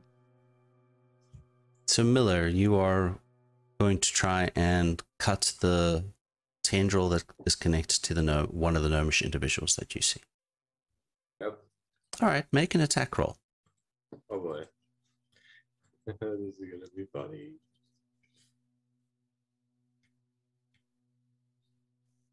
That is a 17. That hits. Go ahead and roll damage. That's only an 8.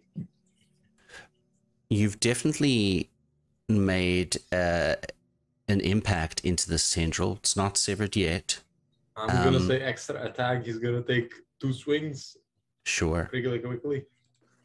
What you do notice as the tendril is attacked, those of you who are watching the particular gnomish individual, when it gets attacked, they don't necessarily stop what they're doing, but you can see like their physicality does shift for a moment into more of a goo-like bit, and as Miller is attempting to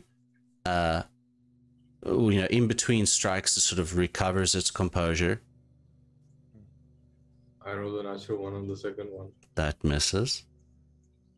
Yeah. But did he see the slimying of the gnome? You're focused on the tendril at the moment. What is your passive perception? My passive perception is 17. Yeah, I'd say you noticed it. And it's goes like, son of a bitch. Incredible. It's all right, Miller. No, it went gooey when I hit it. That's good. What a surprise for me. That's good for me. So you see, do open up his bag of holding and just basically throw it over the gnome, and then I'm gonna use my bonus action because apparently I can do this because it's a tavern brawler thing that I can I can attack with a improvised weapon. Yes. As a bonus action. All right. So what is the so you put this gnome inside the bag of holding? And I'm just gonna try to cut the rest of the cord. Okay. So make an attack. I will point out that none of the other creatures here have even paid you any mind. They're just continuing about their business. By the way, as a side note, when That was damage. Alright. I thought that was when gonna go on. thunder roll damage. Yes, Miller? I was about to just make a side note that when Valentine is being a bit of a dong, Miller is gonna look over and say, "You ever heard of the scientific process?" Anyway. Yes, I find it's quite effective when you jump to the end first. Oh, and you just see Drew come out with this ice knife and just cut it. Cut it because I got 20. Okay. 20 hits and roll your damage. Okay, that's 5. 5 points damage. All right. Okay. So it is still connected. It is holding on. While this is going on and they're doing all that, since they're talking to the gnomish one, talking. It's in a bag of holding right now. It's in a bag of holding right now. It's inside the bag of holding. Hold on. How did they get inside the bag of holding? I put it inside of there. Put it inside the bag of holding. That's a bad idea. Please take it out. Please take it out. It's in a different. It's like it's in. And he closes the bag of holding. He goes, it's in a different dimension. It doesn't have to breathe. It's a slime. It's fine. I understand that it's a slime, but it's keeping it safe in us. We need that collar that's attached to its body. Yes, and perhaps I could speak to it in Gnomish, see if that triggers anything interesting. What was it? Scientific process, Miller. Yeah, pull it out. Pull the gnome out. Pulls out the gnome. He's like. Pulls out the gnome. Pulls out the gnome. I mean, by the collar, puts it back down. Gnome in a bag. All right. I mean, I was gonna take it back to Miranda. Like, hey guys, look what we got. He's like, oh my god, what are you doing? You're a big choice. Okay. You pop this gnome, which is still connected to. I will point out that the string, the connecting string, was sort of like hanging out of the bag of holding, still connected into it. And you pop this gnomish individual out, and you can see that it is mostly gnome. Mostly. It's a lot more gooey at this point than gnome. Is what about the collar? Collar still solid, or has the collar sort of dissolved into more of this goo? It comes and goes as different parts of this gnome attempt to keep itself in the fashion that it was in. But the tendril has been quite cut. It's not fully cut, but it's quite cut. So the collar is made of slime, like it is part of the apparition. It's not like a separate metal thing like the rings were. That's what it seems to be, yes. Right. Zashi's no longer interested. Let's move on then, shall we? Yeah. I agree. There is more slime. There seems to be no shortage. Dude's just gonna kind of like try. Pull up some of the slime. Sorry for bothering you. Walks away. My bad. His hair. It gives you sort of this blankish stare, and then continues back to doing what it was doing before. He kind of does and he walks back. As we walk off, Miller's gonna turn the side. Okay from the. As it wiggles away, I'd like to say, I'm sorry in Gnomish. There's a response as it turns to look at you. And it says something, but you don't understand what it says. Wait a minute. And it continues to work again. As we kind of walk, Miller's gonna turn to the side. She's like, I think I might have a theory as to what's going on. I think the hive mind has to split the intellect, if it makes sense.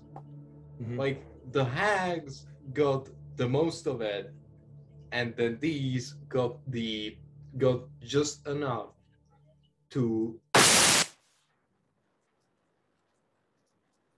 What was that? Sounded like a horror movie. Yeah. Don't know. Here's that crash. Poltergeist 10. It's a very interesting theory, the mind being split and forced to not remember certain aspects of itself. I have a different theory, similar.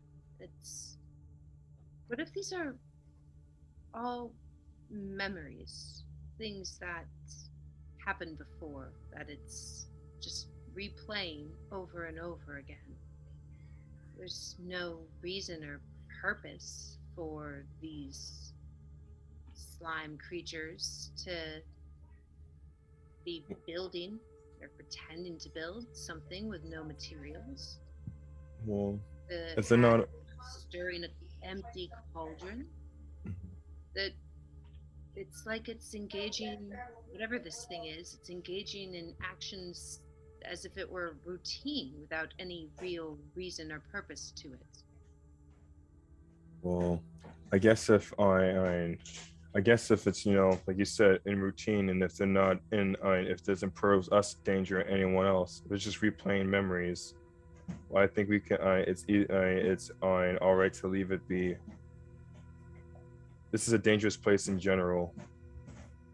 Whoever is replaying the memories could still be very dangerous. But I don't know if the memories themselves, if we leave them alone, are inherently harmful.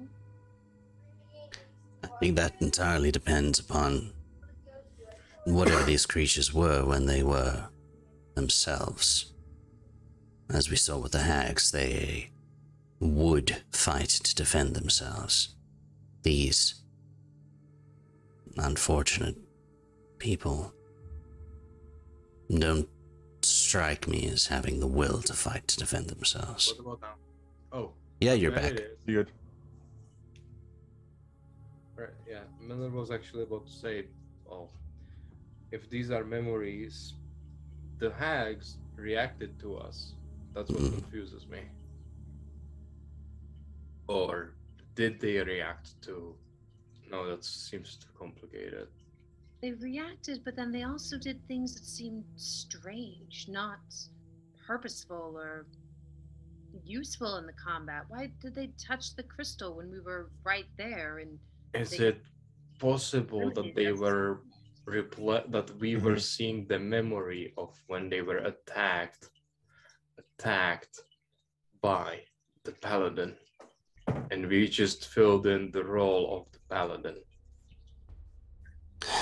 That seems quite complicated, but at this point I would say anything is possible. True. Side note, have I mentioned how much I fucking hate this place? You've seen a lot of weird places though, Master Lost, and you hate a lot of them. It's all of them. That is blatantly untrue. I just happen to have been around you in many situations where we found ourselves deep in shit. Is that the reason why you don't like hanging with me? Am I like a blood electron to you? Why have I given you the impression that I don't like hanging out with you, dude? You're fine. Is he a dandelion? He goes, that's the first time you said dude. You usually call me Bard. Is he what now? Is he a dandelion? Is he a dandelion? Is he From the name of the bard from The Witcher. Witcher? The Witcher. I don't know. I think it's Jesper. Yeah, Jesper inside the Jaskier. Jaskier. Yeah, Jaskier. Yeah, he's the bard that hangs with him. I have a case of RBF, I've been told by us on occasion. I'm not still trying to figure out what that means, but... Do you want me to tell you? I suppose. Interesting bitch face. Oh, that's so sad. No, that tracks. It's okay, Huntmaster Salas. I think you have a very nice looking face. For a man, from another man, and not, romantical sense. I just respect you as a I like the cut of your jib. masculinity. I think you can get anyone you want. I don't think this is the time to propose a date, do. Perhaps another occasion. I thought you were after, Asta's grandma or something. Asta's aunt and I have been friends for many years, and it gives us no end of joy to Whoa. make the poor lad believe that something more than friendship is going on between us.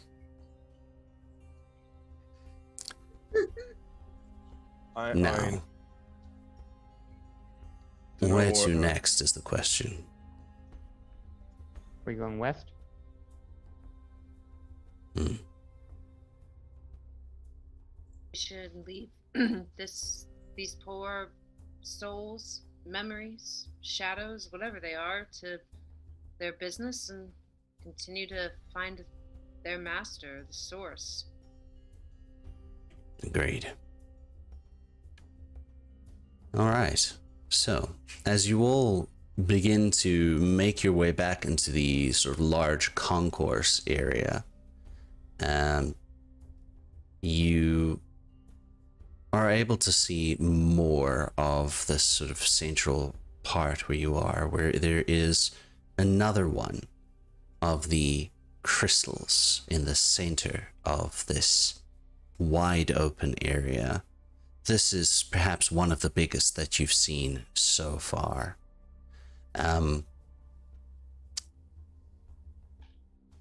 This is definitely one of the biggest that you have seen so far. And I see Valentine looks as if he was nearer to the front, or was your plan all still to have Chuck and Miller be closer to the front? Yeah, I think Miller and potentially Chuck are kind of keeping front, considering the drawing.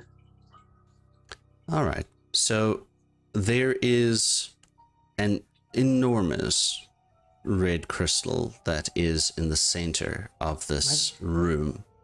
My favorite. And I'm going to give everybody, I'm going to ask a question here. Would everybody tell me what their dexterity score is? Like the plus or total value? Just the plus is fine. +3. Okay. +5. Okay. +0. +0. +4. +4. All right. So, I would say Do and Zalas would be the only ones that have a chance here. Wait a minute. Not even with a 20? Hold on. We're getting to this. There's a reason for it. So Do and Zalas are the only ones that have an opportunity here. Chuck and Miller, you were at the front of the group. You are heading there, and you make out this enormous red crystal. And you've checked out the others, and you're definitely going to check this one out. So you're heading right towards it.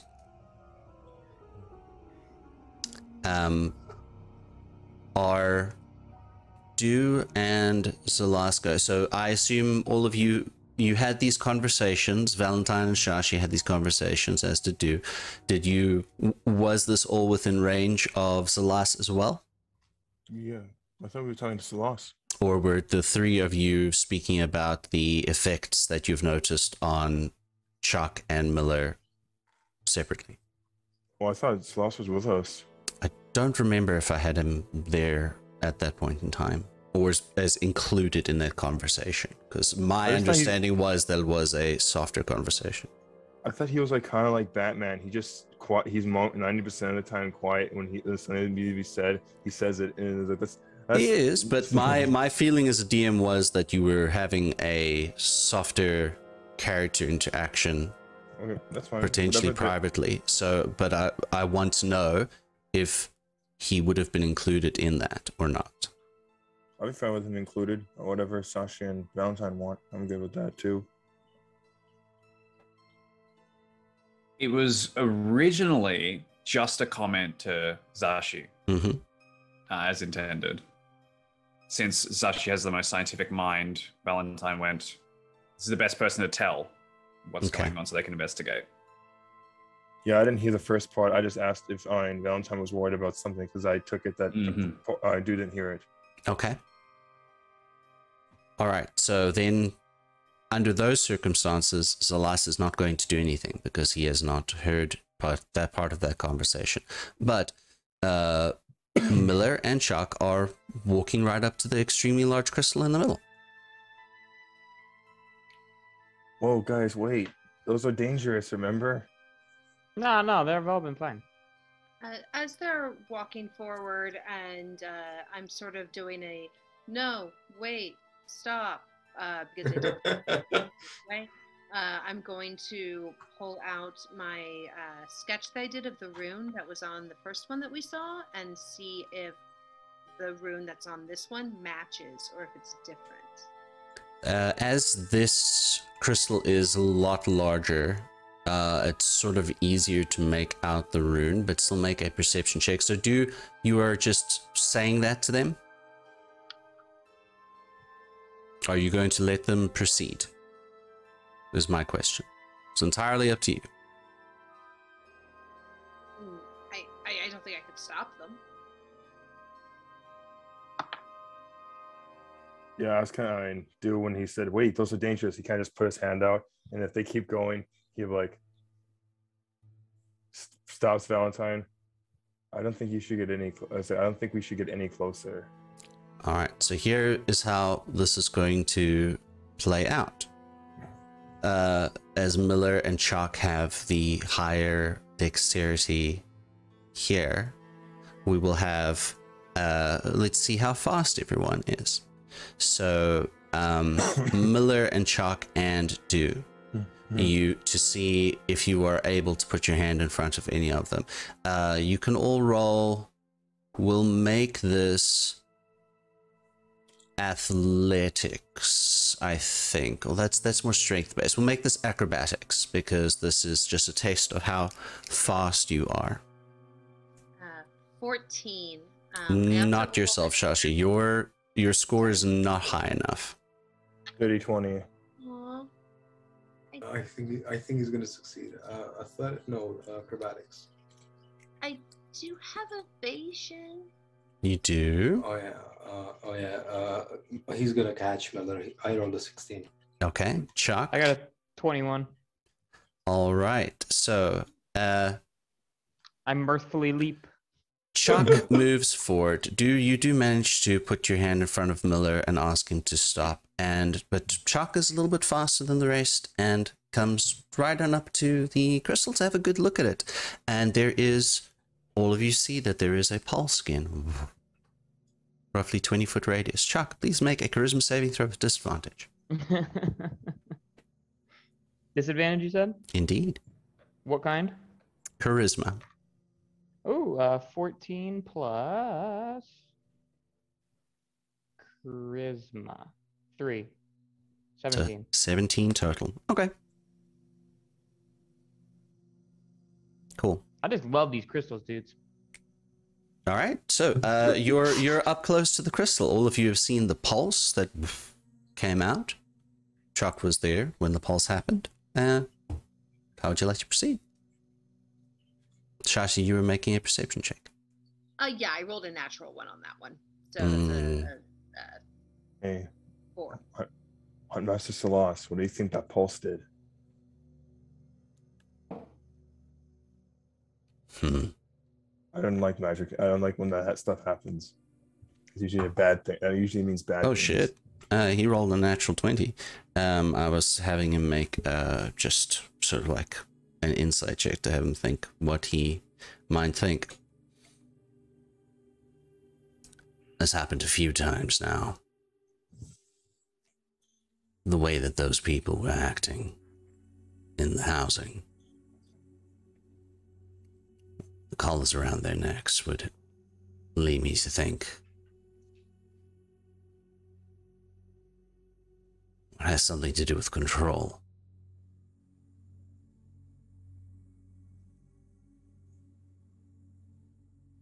They haven't been acting differently, though. So we just have to keep an eye on Chalk. Actually, is Miller affected differently since he didn't get close enough? You did not have to make the save. You were stopped before going closer. But does he feel is the vibe different? You still want to go check it out. Can But I Dew make has stopped myself you. to not? Can I make myself to not want that? Yeah, I mean, like, Dew has stopped you. You're not, you know, he's not threatened you. You don't feel like you want to attack Dew. Your friend said don't get closer because it's dangerous, and you complied with him, you know. Shock, however, just went and did his mirthful leap and jumped up there, as Chuck does. Just jumped right over Dew, and he's just like... And he's like, so cool. And Chuck, yeah, you can see that symbol clear as day. It is it's very easy to read in this one for some reason. You can make it out. It's not making you feel sick at all. But you're looking at it and you're like, yeah, That looks right.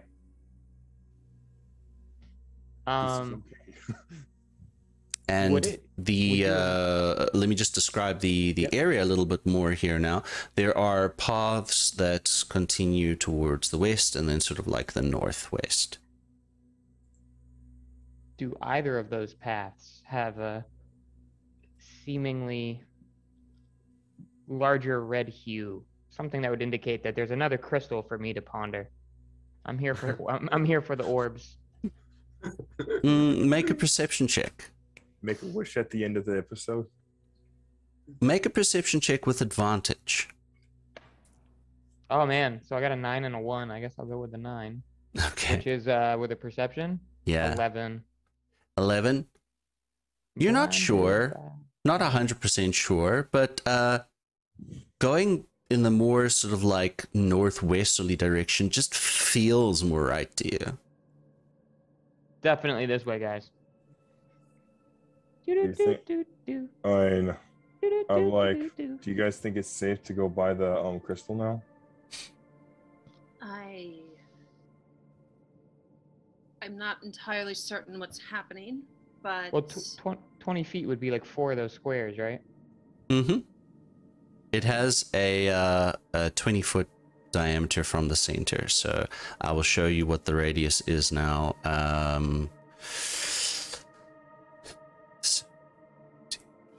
So yeah, it's about like that. So you can skirt around the radius of effect.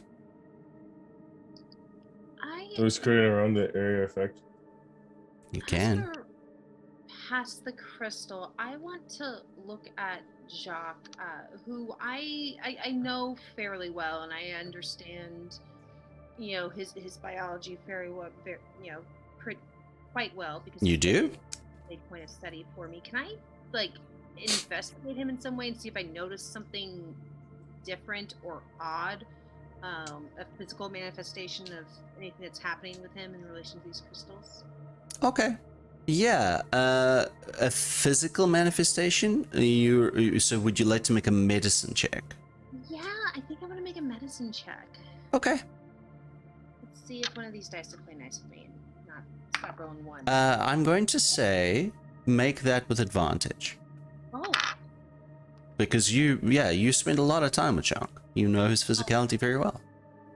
so that's an 18 Hmm. plus 7 is a, let's see, that would be a 20. 25. Yep, 25. Thank you. Yeah. Don't worry, I'm a cashier. I do math all day. So Cool, you I've got cat bad math grades, you so- catch up with Chuck and just describe to me what you say to him.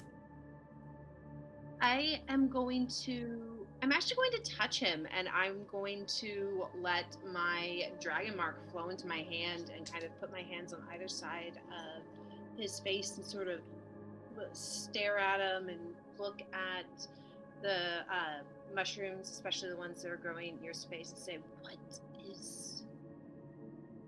is going on with you? You feel fine, buddy. I feel fine, buddy. But Shashi, there is something that you notice. You know that the fungus is alive, and it is connected to the colony, the Mechanolith colony, and Chuck sometimes slips into a mode of conversation that is more indicative of when he is connected more fully to this hive. And sometimes the fungus does respond, fungus that grows in his body, like it has a bit of slight movement to it, as if some slight communication is carrying on in the background that you're unaware of. You're not sensing any of that slight movement. There's no communication happening. I want to take a mushroom off of him and eat it. Okay. And see. Which part of the body are you taking this mushroom from? I want to. I would know which ones are naturally like safe to eat. Well, I mean, I don't care about poison anyway, so it doesn't really matter. I want to take one close to the temple, I think. Like, okay. One that would possibly be like getting into his brain workings. Those are the ones that are closer to the spinal cord here at the back, I believe, are the more psychedelic ones, as Dom had said before, I believe. So how about on the temple? Are those would those be? I recall you putting those in tea and soup before, so I'm assuming those ones are fairly normally edible. Yeah, let's say that. Okay. Oh, Sure. shoot, I thought we had to ask Shock before we just take his mushrooms. But yeah, Nah, Zashi they're for everybody.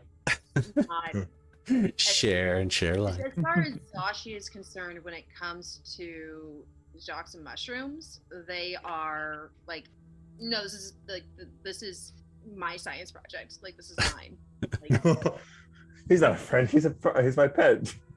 He's a goat. well, he's not my pet.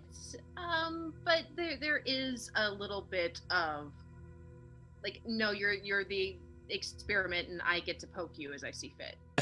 Oh, I'm just waiting for it to be like, good boy. I pat him on the head, and then we All right. So yes, you eat it. Tastes like you would expect. You're not part of the colony, so I'm not sure what all you'd get out of it. No, that's fair. I just don't know if there'd be any way that, with that 27 medicine check, if there was anything different or odd or unexpected, or if the texture was different, or if any sort of effects that would be associated with a mushroom that close to the temple that I would expect from consuming. I've had a lot of temple tea. Is there anything different?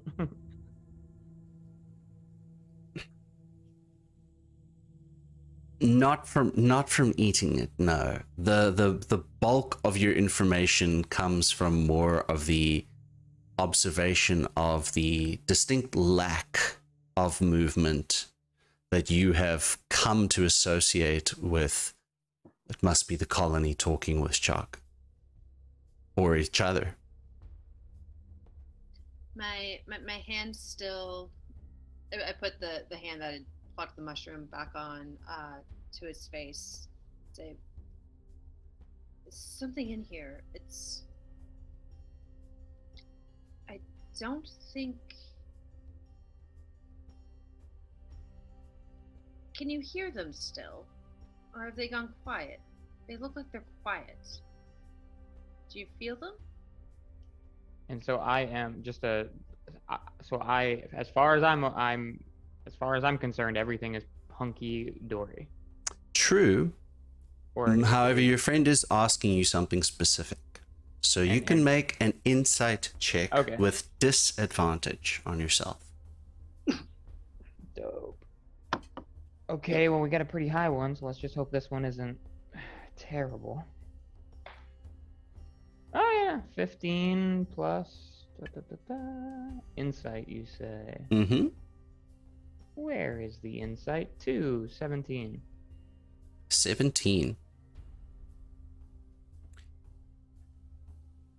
No, but it's okay. It's not bothering you. Yeah, no, it's actually more quiet than it's been in a long time. Kind of nice. I feel real clear-headed. You do feel like you could speak to something, though.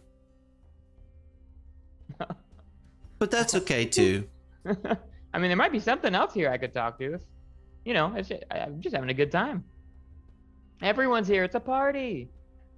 Yeah. He's on his mushroom trip. Yeah, I look at everyone and say, we need to avoid the crystals as much as possible. There's something happening. They're talking to us. They're trying to manipulate us. I think I don't know exactly what's going on, but it's not good. We need to get in, get out before everything is ruined. I think even Miller at this point is like, yeah, I'm not going anywhere near those. There might be some active checks on your part if that comes to that, Miller, but yes. Oh no. All right. Well, the party has uncovered more disturbing information. Chuck seems to be loosely connected to something else, disconnected from the Mechanids for a while. It's unclear. And with all of that happening, that is where we will end our game tonight. Nice. Thank you all for joining us here on Thala Unbound. And if you feel like catching up, you can pop on up over to the YouTube. And I should have last week's episode up soon as well. Thank you all, as usual, to my amazing players. You guys are fantastic, and you make this so worth it every week. And yeah, we'll see you all next time, everybody. Goodbye.